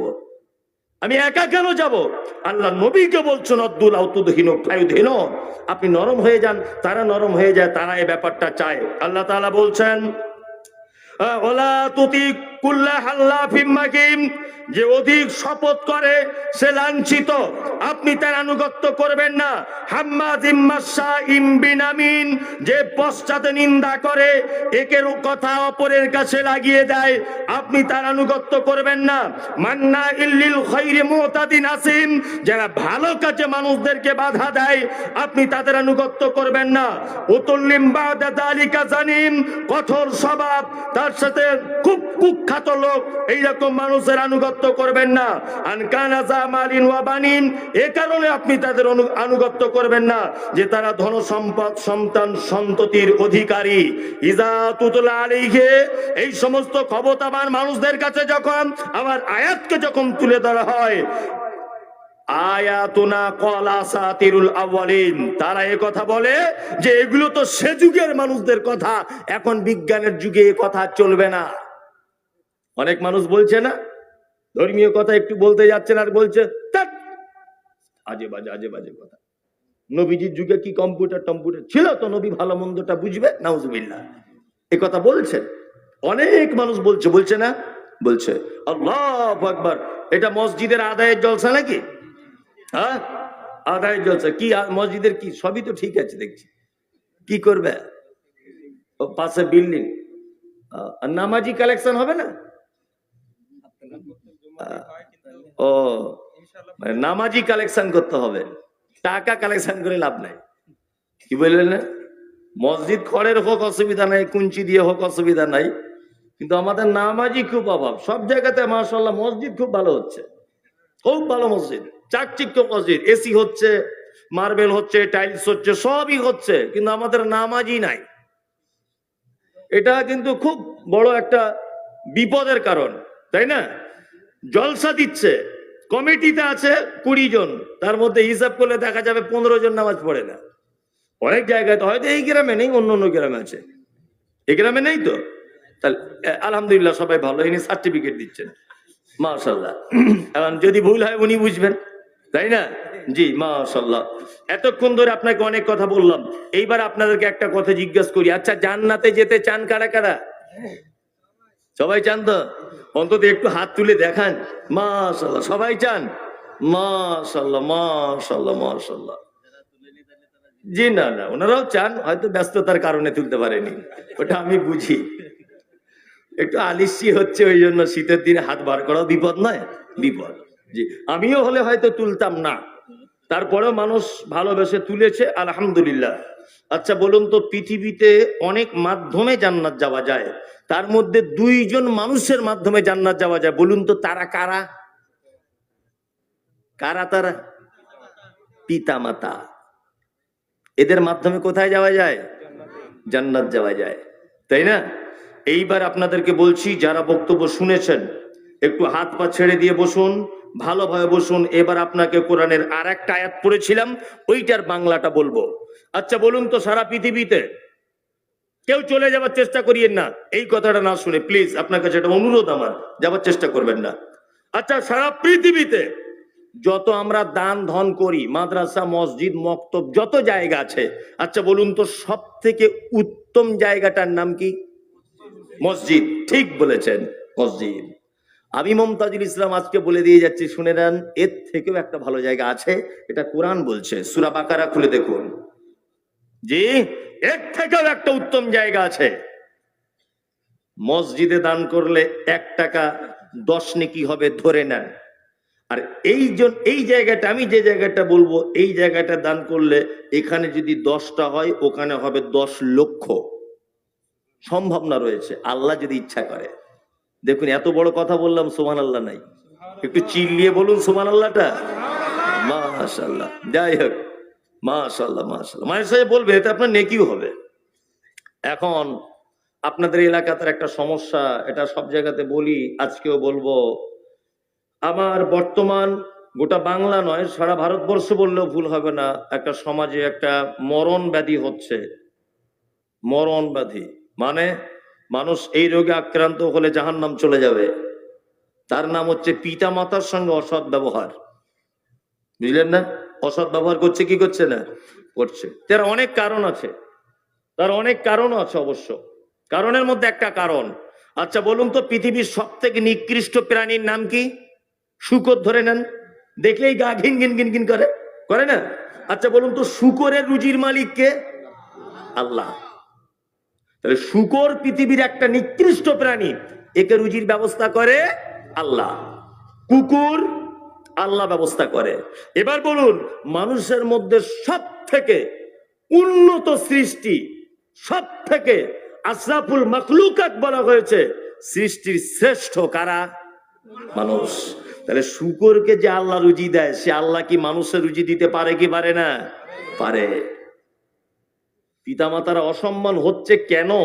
এই কেনর একটা কারণ হচ্ছে এই, পৃথিবীর অন্য কোন প্রাণী তার বাচ্চাকে বাজার থেকে দুধ কিনে এনে খাওয়ায় না, কিন্তু মানুষ বাচ্চা জন্ম দেয় একটা মেয়ে, 2 সপ্তাহ পরে স্বামীকে বলে, কি গো সাইফুলের আব্বা, একটা ন্যান কিনে এনো আর নাই সেরেলাক্স কিনে আনবে, আর রেড কাউয়ের নাই দুধ আনো।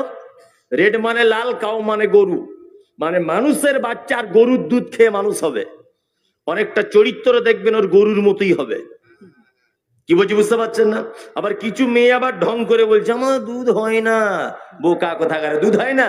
আল্লাহ এত বড় নিষ্ঠুর যে তোমাকে পৃথিবীতে আনবে অথচ তোমার দুধের ব্যবস্থা করবে না? এত নিষ্ঠুর। হয়তো তোমার চিকিৎসার প্রয়োজন, খাদ্য খাবারের অভাব আছে, এই কারণে।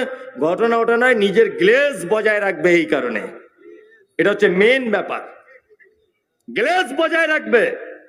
শূকর একটা নিকৃষ্ট প্রাণী, তাকে আল্লাহ রুজি দেয়, আর এ মানুষের বাচ্চা, এ রুজি আল্লাহ দিতে পারে না। তারপরেও পিতামাতার সঙ্গে অসৎ ব্যবহারের এটা একটা কারণ। আমাদের চরিত্রগুলো বাচ্চাদের আগামী দিনে আরো পশুর মতো হয়ে যাবে, কারণ এরা মানুষের দুধ পান করে না। আর একটা কথা বলে দিলাম মাঝখানে, সেটা হচ্ছে এই, সন্তানদের সঙ্গে টাইম দিতে পারি না এখন আমরা। পারি? 3 বছর বয়স, ওকে ইংলিশ মিডিয়ামে ভর্তি করে দিচ্ছে, গাড়ি করে নিয়ে যাচ্ছে, গাড়ি করে আনছে। 3 বছরে ও কি বুঝবে? হ্যাঁ, মিনিমাম 5 বছর মায়ের কোলে কোলে ঘুরবে, মায়ের পিছনে পিছনে ঘুরবে, বাপের কাঁধে চাপবে, তবেই তো একটা প্রেম ভালোবাসা জন্মবে। জন্মাবে না? জন্মাবে। আর মায়ের পেট থেকে বার হয়েছে, এখনো বিছানায় পেচ্ছাপ করে, হাঁটতে গেলে লটিয়ে পড়ে যায়, বাচ্চা বাপের নাম বলতে পারে না, ওকে দিয়েছে ইংলিশ মিডিয়ামে ভর্তি করে। তার মানে সন্তানের সঙ্গে মায়ের সম্পর্ক অনেকটাই দূরত্ব বজায় রাখছে, রাখছে না? আর মায়েরাও ভালো সুযোগ পেয়েছে, স্কুলে যাওয়ার নাম করে বেশ ভ্যানিটি ব্যাগটা কাঁধে নিয়ে, লিপস্টিক পরে ভাবি যাচ্ছে রাস্তা দিয়ে ছেলেকে নিয়ে, ওই স্কুলে গেটে গিয়ে 2-5 মিনিট গল্প করে ও চলে আসছে, ও দেখছে ভালো মজা হয়েছে। হচ্ছে কি হচ্ছে না? খুব ভালো সুযোগ পেয়েছ। এই সমস্ত কারণে বাপেদের পিতামাতাদের বর্তমানে এই অবস্থা। এর মাঝখানে কোরআনের একটা আয়াত বলে দিচ্ছি, চমৎকার করে শুনে নেন। আয়াত হচ্ছে এই, আপনাদের এলাকায় একটা লোকের 4 বেটা, বেটাগুলোর কাছে বাপেরা ভাত খায় কেমন করে? পালি সিস্টেম, ইমাম সাহেবের মতো। 15 দিন করে পালি, 16 দিন হয়ে গেলে বাঘের মতো চোখ বার করে বৌমারা। আবার কোন কোন বৌমারা বলে, আমাদের তরকারি কি খুব মিষ্টি? আবার কিছু কিছু বৌমারা বলছে, তো দাদুকে বল ক্যালেন্ডার দেখে খেতে পারে না। বলে কি বলে না? বলে।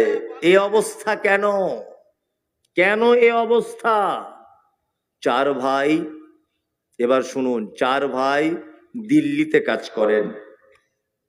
ঈদের 1 সপ্তাহ আগে বাড়ি আসবেন বলে স্ত্রীকে ফোন করেছেন, করে বলছেন, খাদিজা বাড়ি যাব। তো বলছে তাই? বলছে হ্যাঁ।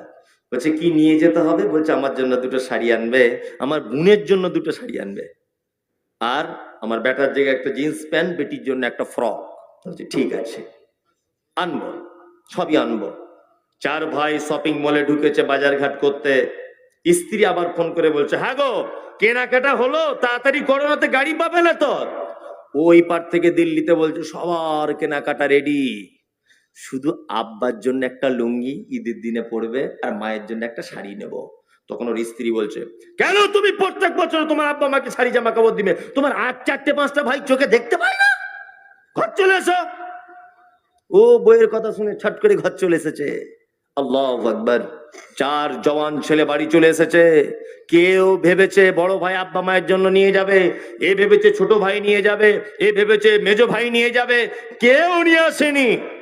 ঈদের দিনে মসজিদের মাইকে সকালবেলাতে তাকবীর পাঠ করা হচ্ছে, আল্লাহু আকবার, আল্লাহু আকবার, লা ইলাহা ইল্লাল্লাহ, আল্লাহু আকবার, আল্লাহু আকবার, ওয়ালিল্লাহিল হাম।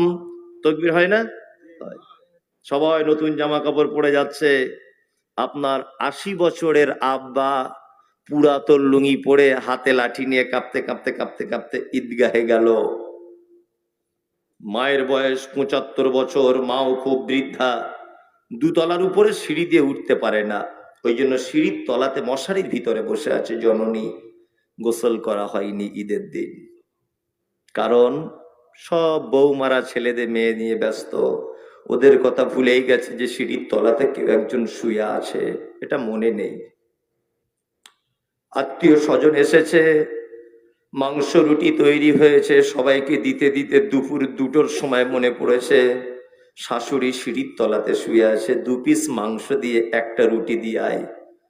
নাতি গিয়ে 2 পিস মাংস একটা রুটি দিয়ে বলছে, বৌমা আবার উপর থেকে চিল্লিয়ে, 2 পিসের ভিতরে 1 পিস খেতে বলবি, না তো পেটের গন্ডগোলে পায়খানা করে দিতে পারে। 1 পিস খেতে বলবি, বেশি খেতে বলবি না। কেন এ অবস্থা?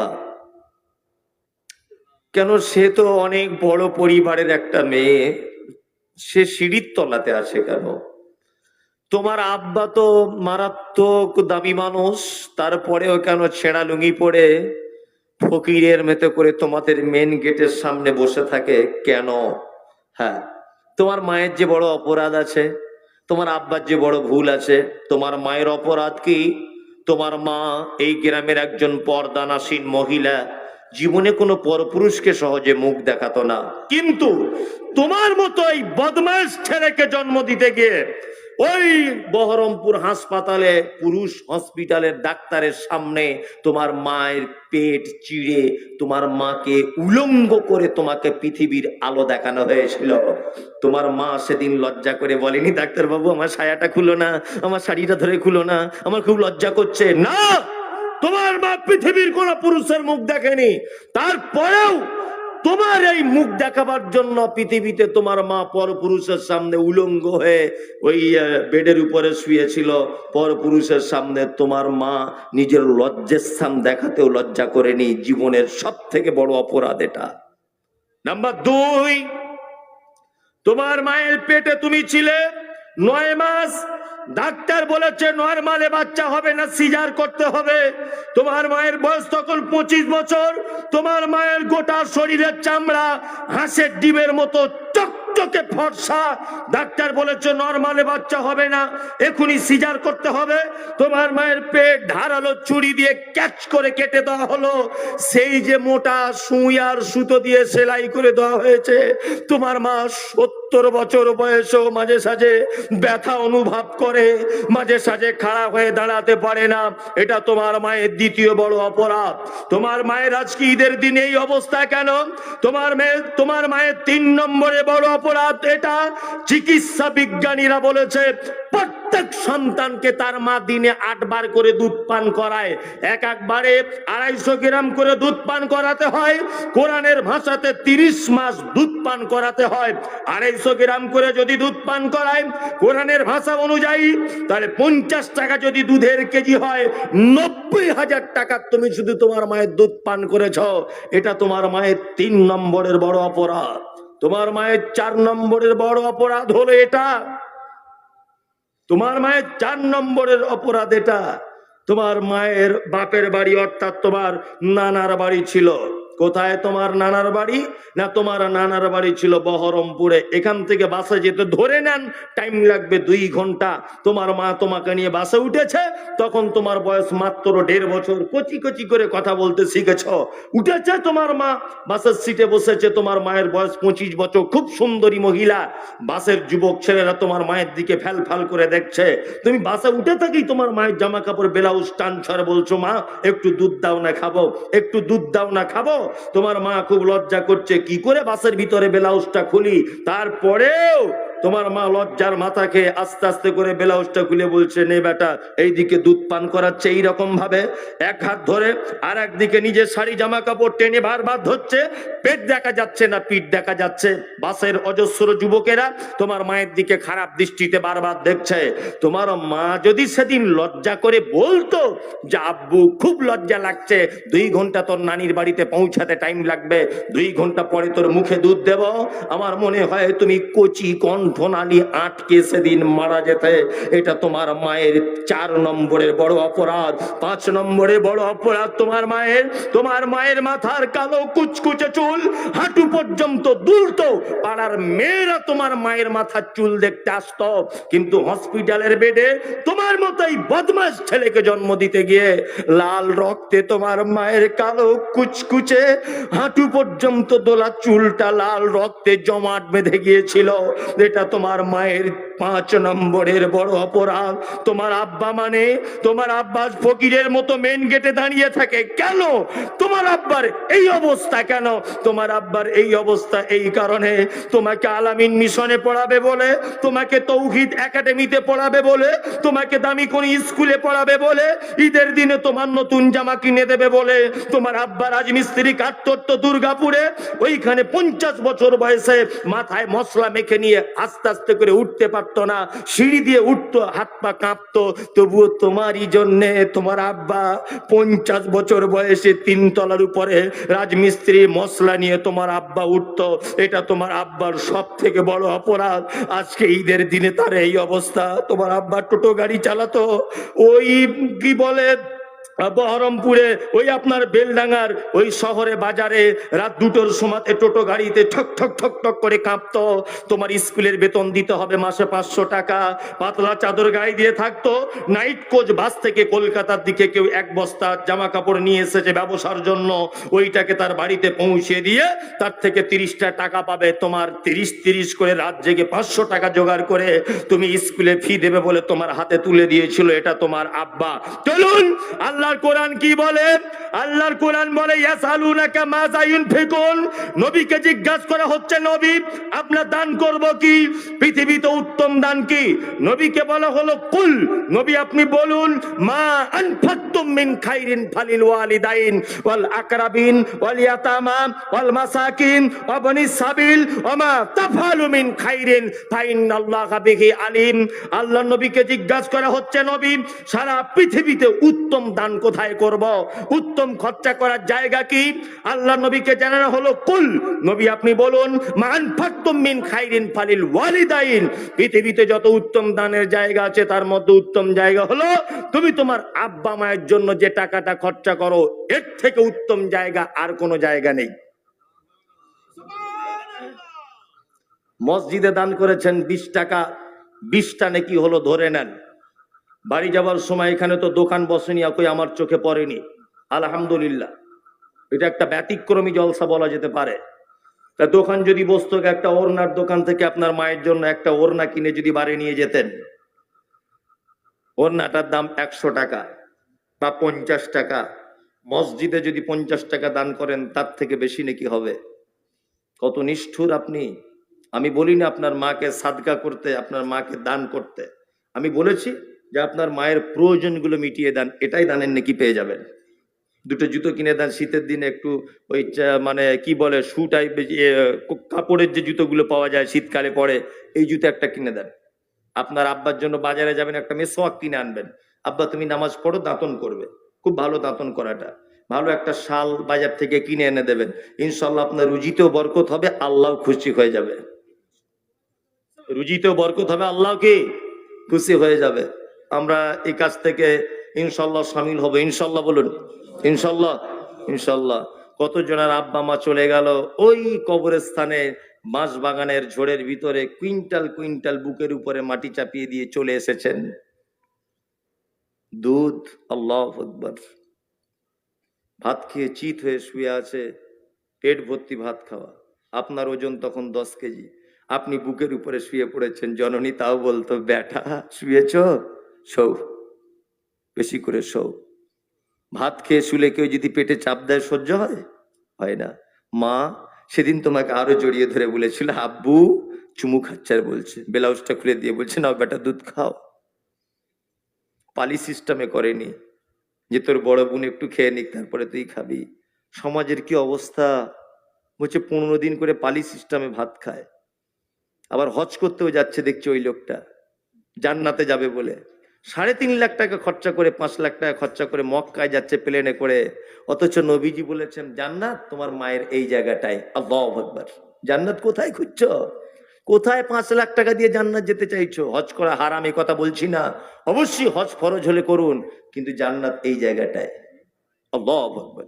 এখানে 10 জন মানুষ, 12টা বাজতার 15 মিনিট বাকি, 10 জন মানুষ অন্তত পক্ষে আল্লাহওয়ালা। পৃথিবীর সব থেকে উত্তম জায়গা মসজিদ। একজনা ভাই উঠে যাবেন না, টাকা দিবেন না দিবেন আপনার ব্যাপার, আপনি বসে থাকুন, পরিবেশ নষ্ট করবেন না, না দিলে কেউ মারবেও না, গালও দেবে না। 10টা মানুষ বলুন আল্লাহর হস্তে। একটা মানুষ প্রথমে বলুন দেখি যে আমি আমার আব্বা মায়ের জন্য 5,000 টাকা মসজিদে দান করব, 1 মাস পরে দিব বা 10 দিন পরে দিব বা 5 দিন পরে দিব। একটা লোক বলুন, আমি বেশি টাকা চাইবো না। মাশাআল্লাহ। মসজিদে শিখে এসে আমার চাওয়াটা কম বেশি যাই হোক, আমার আগে যদিও আদায় হয়েছে, আমি প্রফেশনালি আদায় করতে আসিনি, তারপরে 15 মিনিট বলছি মসজিদের স্বার্থে। কেউ বিরক্ত হবেন না, কেউ দয়া করে উঠবেন না, একটু বসুন আল্লাহর হস্তে। যে দুয়াটা বলবো ওই দুয়াটা বলে বাড়ি চলে যাবেন, তাহলে নেকিটা পূর্ণ হয়ে যাবে ইনশাল্লাহ। ইনশাল্লাহ কেউ বিরক্ত হবেন না। মসজিদের সেক্রেটারি ভাইজান উনি দিচ্ছেন 5,000। আর একটা লোক বলুন ভাই। মাশাআল্লাহ। ওনার নাম কি? নাম আপনার? মানিদুল। এই লোকটাই তো আমার মাদ্রাসায় টাকা দিলেন এখন। মাশাআল্লাহ। আমি এলাম, গাড়ি থেকে নামলাম, দেখছি 2,000 টাকা দিল, বলছে এটা আপনার এতিমখানার জন্য দিলাম, আমার স্ত্রী দিয়েছে। তার নাম ফাতেমা। 6 মাস তারপরে ফাতেমা মারা যান। যে কথা আপনাকে বলছি, যখন বেটাগুলো আস্তে আস্তে করে মারা গেল, তখন আবু জেহেল বলছে, এই তুমি যে ইসলাম ইসলাম করছো, তুমি যে হকের উপরে আছো বলে দাবি করছো, তোমার একটাও তো বেটা নাই, তা তুমি মারা যাবার পরে তোমার বংশ বিস্তার হবে কি করে? তোমার পরে আবার নবী হবে কে? তোমার পরে আবার ইসলামের কাজ করবে কে? বেটাগুলো মারা যাবার একটা লজিক আছে। পৃথিবীতে একটা ব্যবসা আছে দেখবেন, চিটিংবাজি ব্যবসা, আমি নাম দিয়েছি, তার নাম পীরের ব্যবসা। লেখাপড়া শেখা লাগে না, মাদ্রাসায় পড়া লাগে না, ওদের বাড়ি জন্মগ্রহণ করলেই পীর হওয়া যায়, কিছুই লাগে না। কি বললাম বুঝলেন না? বাপ পীর, বেটা পীর, পোতা পীর, তার বেটা পীর, তার বেটা পীর, তার বেটা সিদ্দিকি, তারও বেটা সিদ্দিকি, তারও বেটা সিদ্দিকি, তারও বেটা সিদ্দিকি, সব পীর। কিছু শিখতে লাগে না, জন্ম নিলেই পীর। পৃথিবীর একটা আশ্চর্যজনক একটা, যদি আপনি সায়েন্স বিজ্ঞানের যুগে এটা যদি প্রমাণ করতে যান তাও ভুল। আপনাদের স্কুলে একটা হেডমাস্টার আছে, আচ্ছা বলুন তো, এই হেডমাস্টার মারা যাওয়ার পরে তার বেটা কি আবার হেডমাস্টার হবে? হবে? হবে না। যোগ্যতা থাকলে তবে হবে, তাই তো?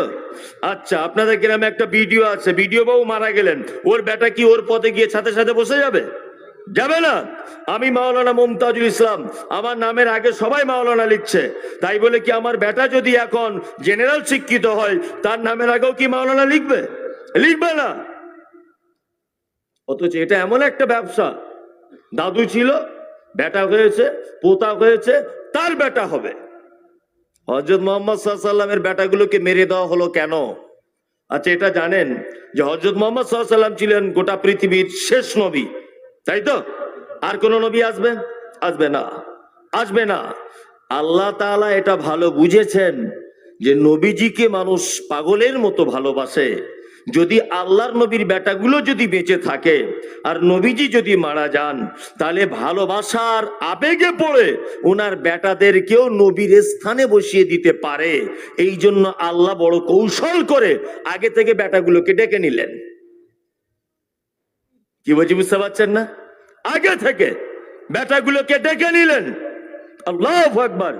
হযরত মুহাম্মদ সাল্লাল্লাহু আলাইহি ওয়াসাল্লামের বেটাগুলো মারা যাওয়ার পরেই বদনাম দেওয়া হলো। কি বদনাম? দেশওয়ালি ভাষাতে বলে আমাদের এলাকাতে যে হাটখুড়ো নাকি একটা বলে, আর আপনাদের এখানে বলছে বাঁজা।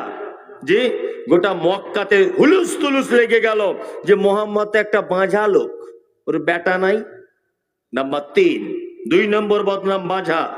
নাম্বার 3, হযরত মুহাম্মদ সাল্লাল্লাহু আলাইহি ওয়াসাল্লাম 40 বছর বয়সের একটা বুড়ি মেয়েকে বিবাহ করেছিলেন। তার নাম কি? খাদিজা রাদিয়াল্লাহু তাআলা আনহা। আল্লাহু আকবার। সাংঘাতিক মেয়ে বিবাহ করেছিলেন। 25 বছরের তরতাজা টকটকে নওজওয়ান, নাম হযরত মুহাম্মদ সাল্লাল্লাহু আলাইহি ওয়াসাল্লাম। বদনাম উঠে গেল। কি বদনাম? দেখো কত বড় বদমাইশ লোক, খারাপ লোক, নাউজুবিল্লাহ। দেখো মোহাম্মদ কত বড় খারাপ, যৌবনের আবেগ ধরে না রাখতে পেরে একটা বুড়িকে বিয়ে করে নিয়েছে। দেখো কত বড় খারাপ লোক, চরিত্রহীন লোক, নাউজুবিল্লাহ। গোটা মক্কাতে তোলপাড় করে দেওয়া হলো। আল্লাহ নবী সাল্লাল্লাহু আলাইহি ওয়াসাল্লাম চিন্তায় পড়ে গেলেন, এ তো মারাত্মক বদনাম। বদনাম কটা হলো? 3টা। চলুন এইবার আল্লাহ তাআলা পবিত্র আল কোরআনে বদনামের জবাব দিচ্ছেন একটা একটা করে। আমি সেই জবাব দিয়ে কোরআনের আয়াত দিয়ে একটা একটা করে জবাব খণ্ডন করছি। প্রথমে বলেছি পাগল, তাই না? তারপরে বলেছি ও নপুংস, অর্থাৎ যেটাকে বলা হয় বাঁঝা। 3 নম্বরে বলেছি চরিত্র খারাপ। এই 3টে কথা কোরআনের আয়াত দিয়ে খণ্ডন করা যাক। আল্লাহ ব্যাপারে কি বলছেন? আল্লাহ চুপ থাকবেন? চুপ থাকবেন? থাকবেন না। নিশ্চয় আল্লাহ তাআলা কিছু বলবেন। আল্লাহ তাআলা পবিত্র আল কোরআনে একটা সূরা অবতীর্ণ করলেন, তার নাম সূরা কলম। কি নাম? কলম। যে কলম আমরা লিখি এর নামে। আল্লাহু আকবার। আপনি অবাক হবেন। আপনি বসে থাকুন, আমি একটা একটা করে গুছিয়ে গুছিয়ে বলার চেষ্টা করছি যাতে আপনার মগজে ঢোকে, আপনি বিরক্ত হবেন না। 1, আল্লাহ তাআলা বলছেন নুন। কোরআনে 29টি সূরার ভিতরে এরকম কিছু শব্দ আছে, দেখবেন, এগুলো জেনে নেন। 1, আলিফ লাম মিম, আলিফ লাম র, ত হা, কফ, ইয়াসিন, কাফ হা আইন সাদ, নুন। এরকম 29টি সূরাতে আছে। এইগুলোকে বলা হয় হুরুফে মুকাত্তাআত, বাংলাতে বলা হয় বিচ্ছিন্ন অক্ষরমালা, যার কোনো মানে মতলব আছে? আছে? নাই। এটা এখন কেমন করে আমি ব্যাখ্যা করব? আল্লাহর নবী করেননি, সাহাবায়ে কেরামগণ করেননি, তাবেঈগণ করেননি, মুহাদ্দিসগণ করেননি, আমার শিক্ষকও করেনি, আমি মুমতাজুল ইসলাম আমিও করছি না। তবে ব্যাপারটা এই রকম হতে পারে, আপনাকে বোঝানোর জন্য বলছি। আগেকার দিনে দেখবেন ছেলে মেয়েরা প্রেম ভালোবাসা করতো চিঠির মাধ্যমে, করতো না? করতো, চিঠি দিত, এক অপরকে চিঠি লিখত। আর দোকানে রাস্তাঘাটে দেখা হলে চিঠিতে লিখে দিত, দেখো আমি যখন আমার মায়ের সাথে থাকবো তুমি আমাকে বোন বলে ডাকবে, যখন একা একা আমি থাকবো তখন আমি তোমার গার্লফ্রেন্ড, যাতে কেউ বুঝতে না পারে। আমি যখন একা একা থাকবো তখন তুমি আমাকে ভালোবাসার মানুষ হিসাবে দেখবে। দেখো আমি যখন আমার মায়ের সাথে বা আব্বার সাথে বাজারে যাব তুমি আমাকে ভাই বলে ডাকবে। এগুলো প্রেমের গোপন টিপস ছিল না? আবার একথা লিখে দিত, আমি ডান চোখটা এরকম করলে তুমি বুঝতে পেরে যাবে যে ফটিকদের গোয়াল ঘরের পাশে দেখা করতে বলছে দুপুর 2টোর সময়। যা আগে হতো না? হতো কি হতো না? হতো। তার মানে প্রেমের একটা গোপন টিপস আছে, আছে না নেই? একটা ছেলে একটা মেয়েকে ভালোবাসে, তার বন্ধুকে বলছে, দেখিস আমি সাবিনাকে ভালোবাসি। বলছি, ওরে সাবিনার বাপ কন্ট্রোলের ডিলার, 1000 কোটি কোটি টাকার মালিক রে, আর তোর বাপ রিক্সা চালায়, ওর বেটিকে তুই ভালোবাসিস? বলছে হ্যাঁ, ওর বেটি পাগল আমার লাগে। যে তাই? বলছে চল তুই দেখবি প্রমাণ। সাবিনাকে দেখতে নিয়ে যাচ্ছে, ব্যালকনিতে বসে বসে চা খাচ্ছে, চা পান করছে সাবিনা।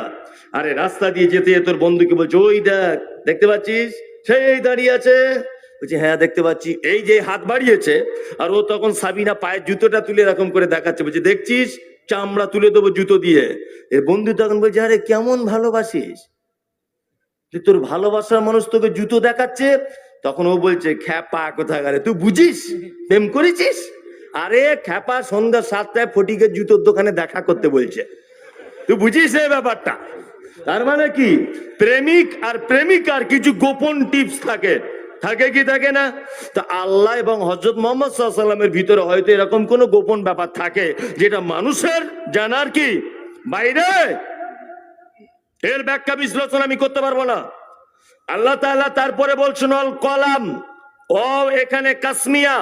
আলেম ওলামারা জানেন আল্লাহ তাআলা ও শব্দটা ব্যবহার এই কারণে করলেন যে ও দিয়ে কসম খাচ্ছেন, কি অল কলাম, যে কলম দিয়ে আমরা লিখি। আল্লাহ তাআলা বলছেন এই কলমের কসম। আচ্ছা, কলমের দাম 2-3 টাকা, ইউজ অ্যান্ড থ্রো, এটা কি এমন ইম্পর্টেন্ট জিনিস যে আল্লাহ এই জিনিসটার কসম খেলেন? এগুলো কখনো ভেবেছেন? ভাবেননি, কখনোই ভাবেননি আপনি। আমাদের অনেক আলেম ওলামারাও আছে ভাবেনি। কেন কলমের কসম খেলেন আল্লাহ? পৃথিবীর সব থেকে প্রথম সৃষ্টি, তার নাম কলম। আল্লাহু আকবার। কলমের বর্তমান বিশ্বে অবদান কি আপনাকে বলছি, শুনে নেন। 81 হিজরিতে জন্মগ্রহণ করেছেন আবু হানিফা, 150 হিজরিতে মারা গেলেন আবু হানিফা, 150 হিজরিতে জন্মগ্রহণ করছেন ইমাম শাফি। আমাদের মাঝে একজন লোক ছিলেন, তার নাম বাদশাহ শাহজাহান, নিজের বইয়ের মন রক্ষার জন্য তাজমহল বানিয়েছিলেন, তাই না? 1947 সালে 15ই আগস্টে এদের স্বাধীনতা লাভ করেছে। আমাদের দেশে অনেক মুসলিমরা স্বাধীনতা সংগ্রামী হিসাবে জীবন দিয়েছিলেন, যদিও ব্যর্থতা যে তাদের নাম ইতিহাসের পাতাতে সবার লেখা হয়নি, এটা আমাদের ব্যর্থতা। ভারতবর্ষের ইতিহাসকে বিকৃতি করা হয়েছে এবং মুসলিমদের নামগুলোকে বাদ দিয়ে দেওয়া হয়েছে। আজকে সোশ্যাল মিডিয়া দেখবেন যে মুসলমানরা যদি কোথাও ওই আপনার গাঁজা খেয়েছে, ওইটাকে ধরে ওই আপনার পত্র পত্রিকা লিখে দেওয়া হয়েছে শামসুল হক গাঁজা পাচারকারী, কিন্তু আব্দুল্লাহ যে প্লেনের পাইলট হয়েছে অন্যদিকে, এটা দেখবেন আসে না কখনো মিডিয়ার সামনে। আসে? আসে না। সানিয়া মির্জা বলে একটা মেয়ে বিমান চালাচ্ছে, যুদ্ধের বিমান, দেখেছেন সোশ্যাল মিডিয়াতে? হ্যাঁ, মুসলমানদের। এটা আনন্দবাজার বর্তমান স্টেটমেন্ট দা টেলিগ্রাফে দেওয়া হয়েছে, হয়নি? তবে আলহামদুলিল্লাহ এই সোশ্যাল মিডিয়া, ইউটিউব, ফেসবুক হয়ে ইদানিং কিছু মুসলিমদের জলসা, ইদানিং কিছু মুসলিমদের উন্নয়নমূলক কার্যকলাপ সোশ্যাল মিডিয়াতে সারা পৃথিবীর মানুষ দেখতে পাচ্ছে। এদেরকে অবহেলা করবেন না। এই মোবাইল লাগাচ্ছে বলে অনেক জলসাতে দেখেছি শুধু বলে, এ ভাই তোরা বস না তো, লাথি মেরে মোবাইল ভেঙে দেবো। আরে পাগল কোথাকার, এদেরকে জানো তুমি? এদের জন্যই আজকে অনেক বেদাতিরা সহি আকীদাতে চলে আসছে, অনেক বেদাতিরা। এদেরই কারণে। এদের একটা মূল ভূমিকা আছে, এদের অবদান আছে। আপনি ওদেরকে ছেলায় খেলায় কাটাবেন না। যে কথাটা এতক্ষণ পর্যন্ত বলছিলাম, বলুন ভারতবর্ষে 1947 সালে ক্যামেরা আবিষ্কার হয়েছিল, কথা বলুন, হয়নি তো? হয়নি। 1947 সালে স্বাধীনতার যে ইতিহাস, এটা বলুন তো আমরা কিসের মাধ্যমে জানতে পেরেছি? কিসের মাধ্যমে? লেখার মাধ্যমে, কলমের মাধ্যমে। কলম মারাত্মক ইম্পর্টেন্ট একটি বিষয়। আল্লাহ তাআলা বলছেন নুন অল কলম, কলমের কসম, ওমা ইয়াসতুরুন, এর মাধ্যমে যেটা লেখা হয়েছে সেই লেখাটার কসম। এইবার আপনাদেরকে একটা কথা জিজ্ঞাসা করছি, খুব চিন্তা ভাবনা করে উত্তরটা দেন। সেটা হচ্ছে এই, আচ্ছা বলুন তো দেখি, আল কোরআন হযরত মুহাম্মদ সাল্লাল্লাহু আলাইহি ওয়াসাল্লামের কাছে আসার আগে কোরআনকে রেখে দেওয়া হয়েছিল কোথায়? কথা বলুন একটু। লাউহে মাহফুজ। আচ্ছা, আলেম ওলামারা আপনাদেরকে কেউ জানিয়েছে যে লাউহে মাহফুজটা কি? বলেছে? নিশ্চয় বলেছে, আপনি ভুলে গিয়েছিলেন। লাউহে মাহফুজ মানে সংরক্ষিত ঘর, তাই তো? এই সংরক্ষিত ঘরটা কেমন, এটা যদি আপনাকে যুক্তি দিয়ে বোঝাই বুঝতে সুবিধা হবে। আমি মমতাজুল ইসলাম, খুব ভালো ছবি আঁকতে পারি, খুব ভালো ছবি আঁকতে পারি। আমার হাতে রং আর তুলি ধরিয়ে দেওয়া হলো, আমাকে বলা হলো যে একটা শিশুর ছবি আপনি আঁকুন, শিশুর ছবি। আচ্ছা বলুন তো, শিশু শব্দটা উভয় লিঙ্গকে বোঝায় কি বোঝায় না? নারীকেও বোঝায়, পুরুষকেও বোঝায়, তাই তো? তাহলে আমি রংটা হাতে নিলাম, তুলিটা ডান হাতে নিলাম, বোর্ডে ছবিটা আঁকবো। আচ্ছা বলুন তো, ছবিটা আঁকার আগে আমার মনে মনে পরিকল্পনার জগতে এটা হবে কি হবে না, যে শিশুটা এরকম ভাবে শুয়ে আছে আঁকবো, না শিশুটা বসে পায়খানা করছে এরকম আঁকবো, না শিশুটা মায়ের কোলে শুয়ে আছে এরকম আঁকবো, না শিশুটা পাপ্পু খাচ্ছে এরকম আঁকবো, না শিশুটা দৌড়াচ্ছে এরকম আঁকবো, না শিশুটা চুপচাপ ঘুমিয়ে আছে এরকম আঁকবো।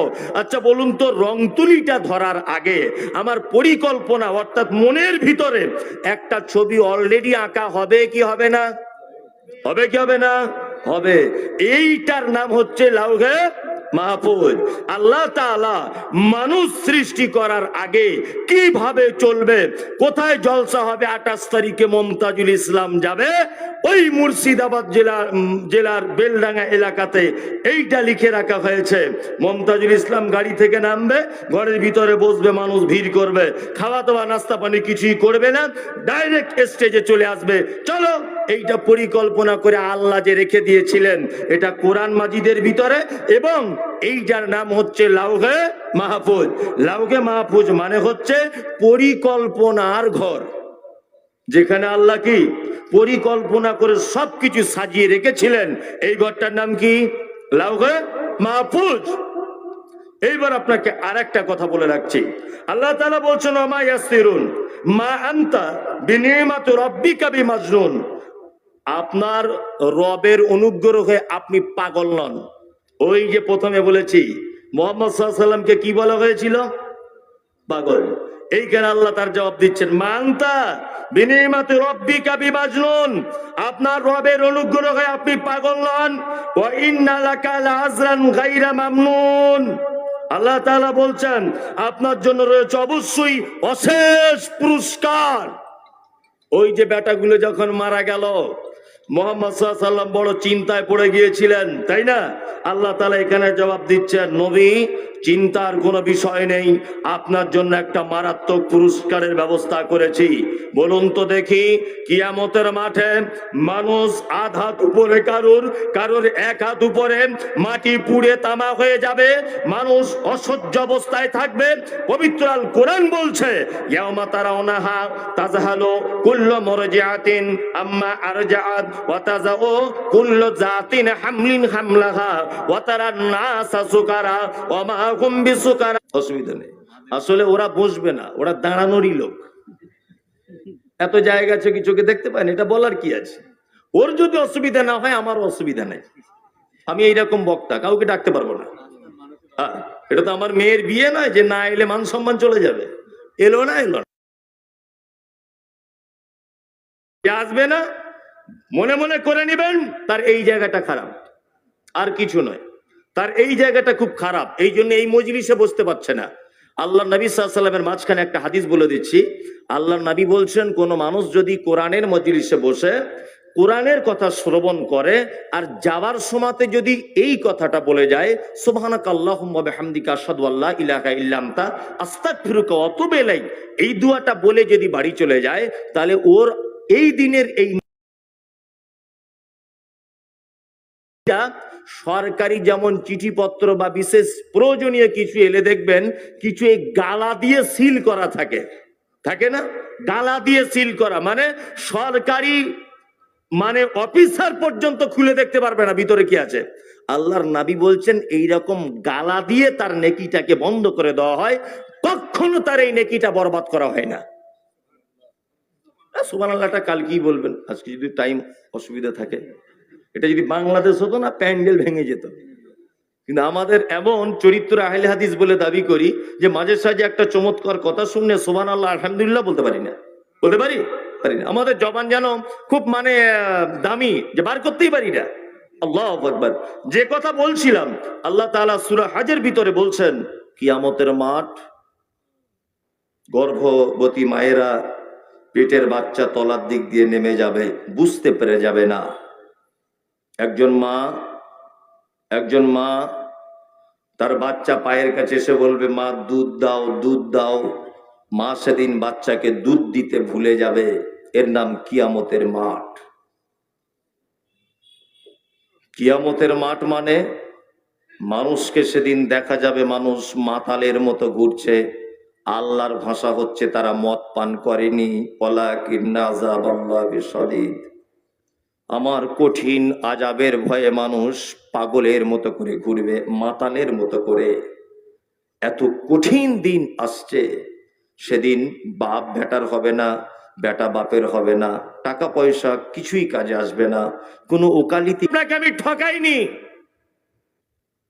গোটা কিয়ামতের মাঠে নবী ইব্রাহিম নিজের উম্মত নিয়ে দাঁড়িয়ে থাকবেন, নবী মুসা নিজের উম্মত নিয়ে দাঁড়িয়ে থাকবেন, নবী ঈসা নিজের উম্মত নিয়ে দাঁড়িয়ে থাকবেন, নূহ আলাইহিস সালাম নিজের উম্মত নিয়ে দাঁড়িয়ে থাকবেন।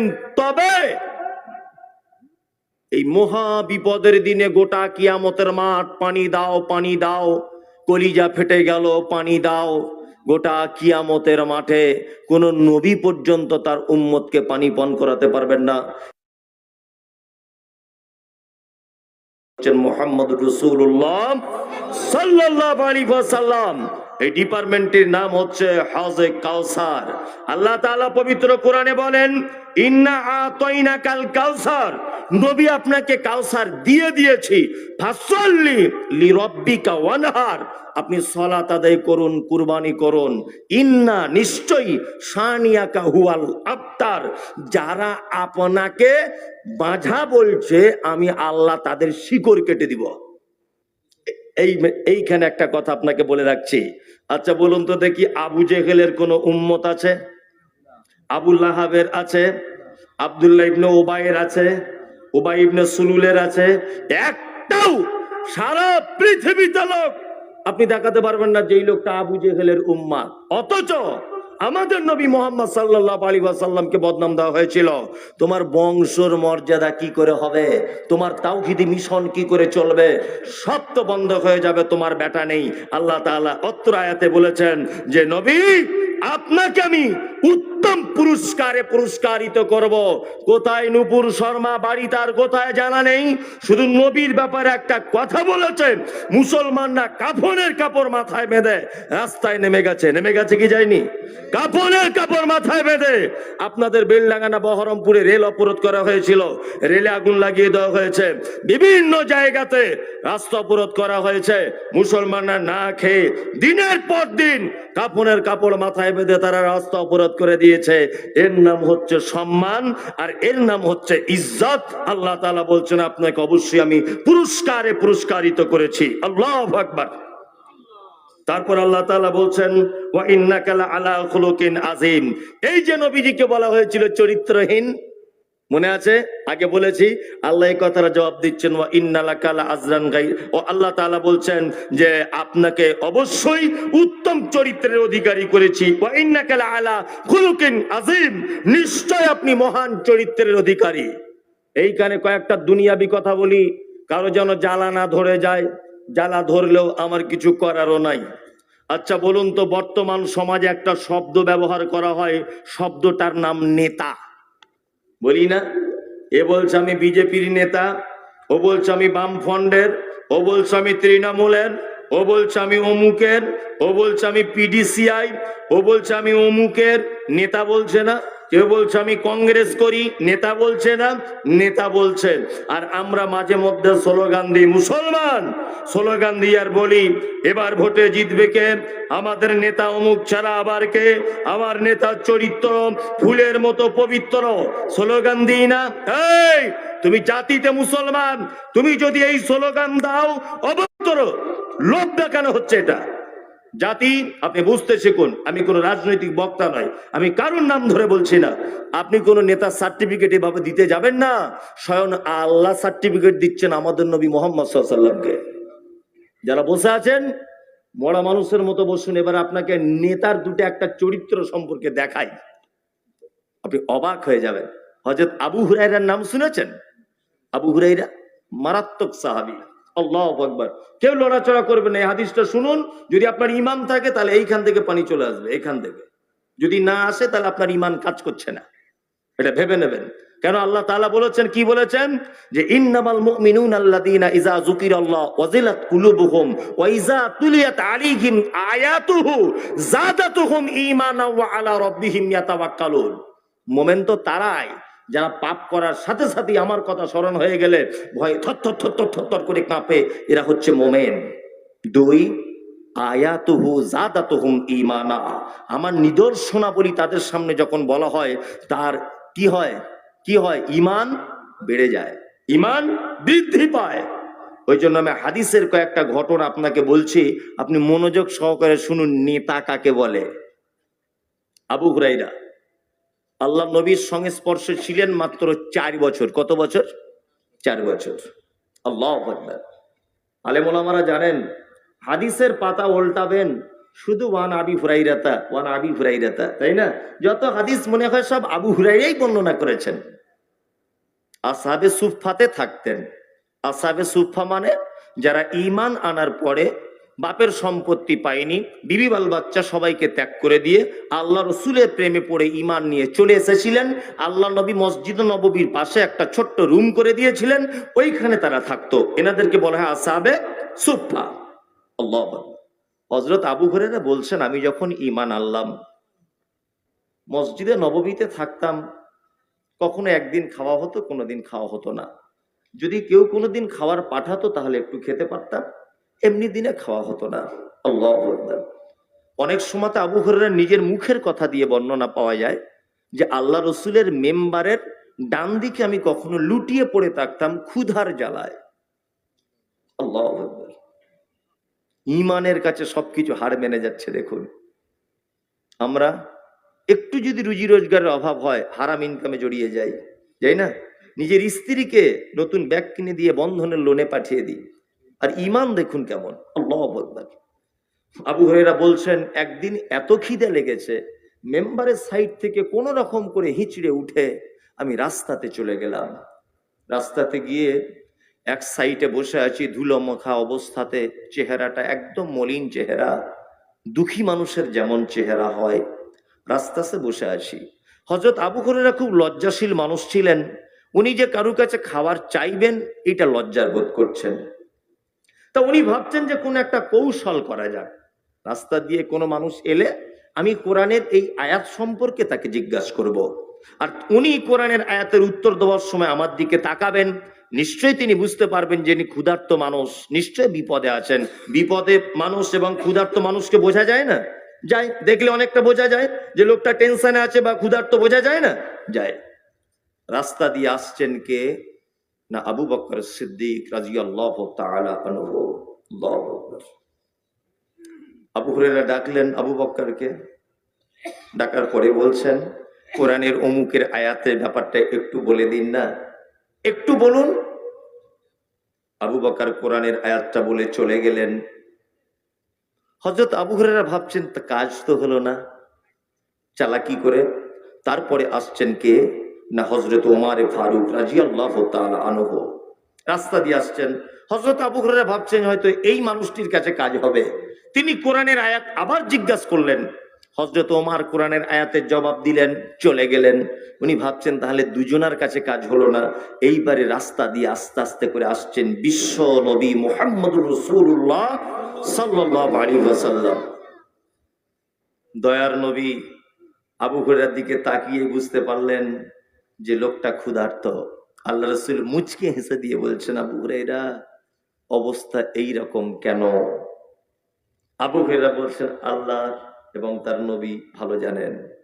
আল্লাহ নবী সাল্লাল্লাহু আলাইহি ওয়াসাল্লাম আবু হুরায়রাকে বললেন, চলো আমার সাথে সাথে চলো। আল্লাহ নবী হাঁটছেন। হযরত আবু হুরায়রা বলছেন, আমি নবীজির পিছনে পিছনে হাঁটলাম। আল্লাহ রসুল বাড়িতে ঢুকে গেলেন। বাড়িতে ঢোকার পরে আল্লাহ রসুলকে দেখলাম এক পিয়ালা দুধ নিয়ে ফাঁকে বার হয়ে বলছেন, এক পিয়ালা দুধ হাদিয়া চলে এসেছে। আবু হুরায়রা, তোমার খুব খিদে পেয়েছে না? এক পিয়ালা দুধ এসেছে, আলহামদুলিল্লাহ। বাড়িতে জিজ্ঞাসা করা হলো, দুধ কোথা থেকে এসেছে? বলছে হাদিয়া এসেছে। আল্লাহ নবীর কাছে হাদিয়া এলে তিনি নিজে পান করতেন, নিজে খেতেন, আর সাদকার মাল এলে গরিব দুঃখীদের মাঝখানে বিলি বন্টন করে দিতেন। আল্লাহ নবী সাল্লাল্লাহু আলাইহি ওয়াসাল্লাম বলছেন, চরিত্র দেখুন কেমন। নেতার চরিত্র দেখাচ্ছি আমি। আল্লাহ নবী সাল্লাল্লাহু আলাইহি ওয়াসাল্লাম আবু হুরায়রাকে বলছেন, আবু হুরায়রা আসহাবে সুফফাতে যাও, তাড়াতাড়ি করে যাও, যতজন সাহাবী ওখানে আছে সবাইকে ডেকে আনো। আবু হুরায়রা মনে মনে ভাবছেন, এক পিয়ালা দুধ, তো আমি যদি খাই আমার পেটের এক কোণাতে পড়ে থাকবে, আবার আল্লাহর নবী আসহাবে সুফফার সবাইকে ডেকে আনতে বলছে। আশ্চর্য ব্যাপার। কিন্তু নবীজি বলেছেন যে এখানে কোনো অবাধ্যতা চলবে চলবে না। আবু হুরায়রা চটজলদি চলে গেলেন আসহাবে সুফফাতে। অসংখ্য সাহাবী ছিলেন, সব সাহাবীগুলো এক এক করে আল্লাহ রসুলের বাড়িতে। আল্লাহ নবী বলছেন, আবু হুরায়রা, আল্লাহ রসুল এই দুধের পেয়ালাটা নাও। দুধের পেয়ালা নিলেন, চলো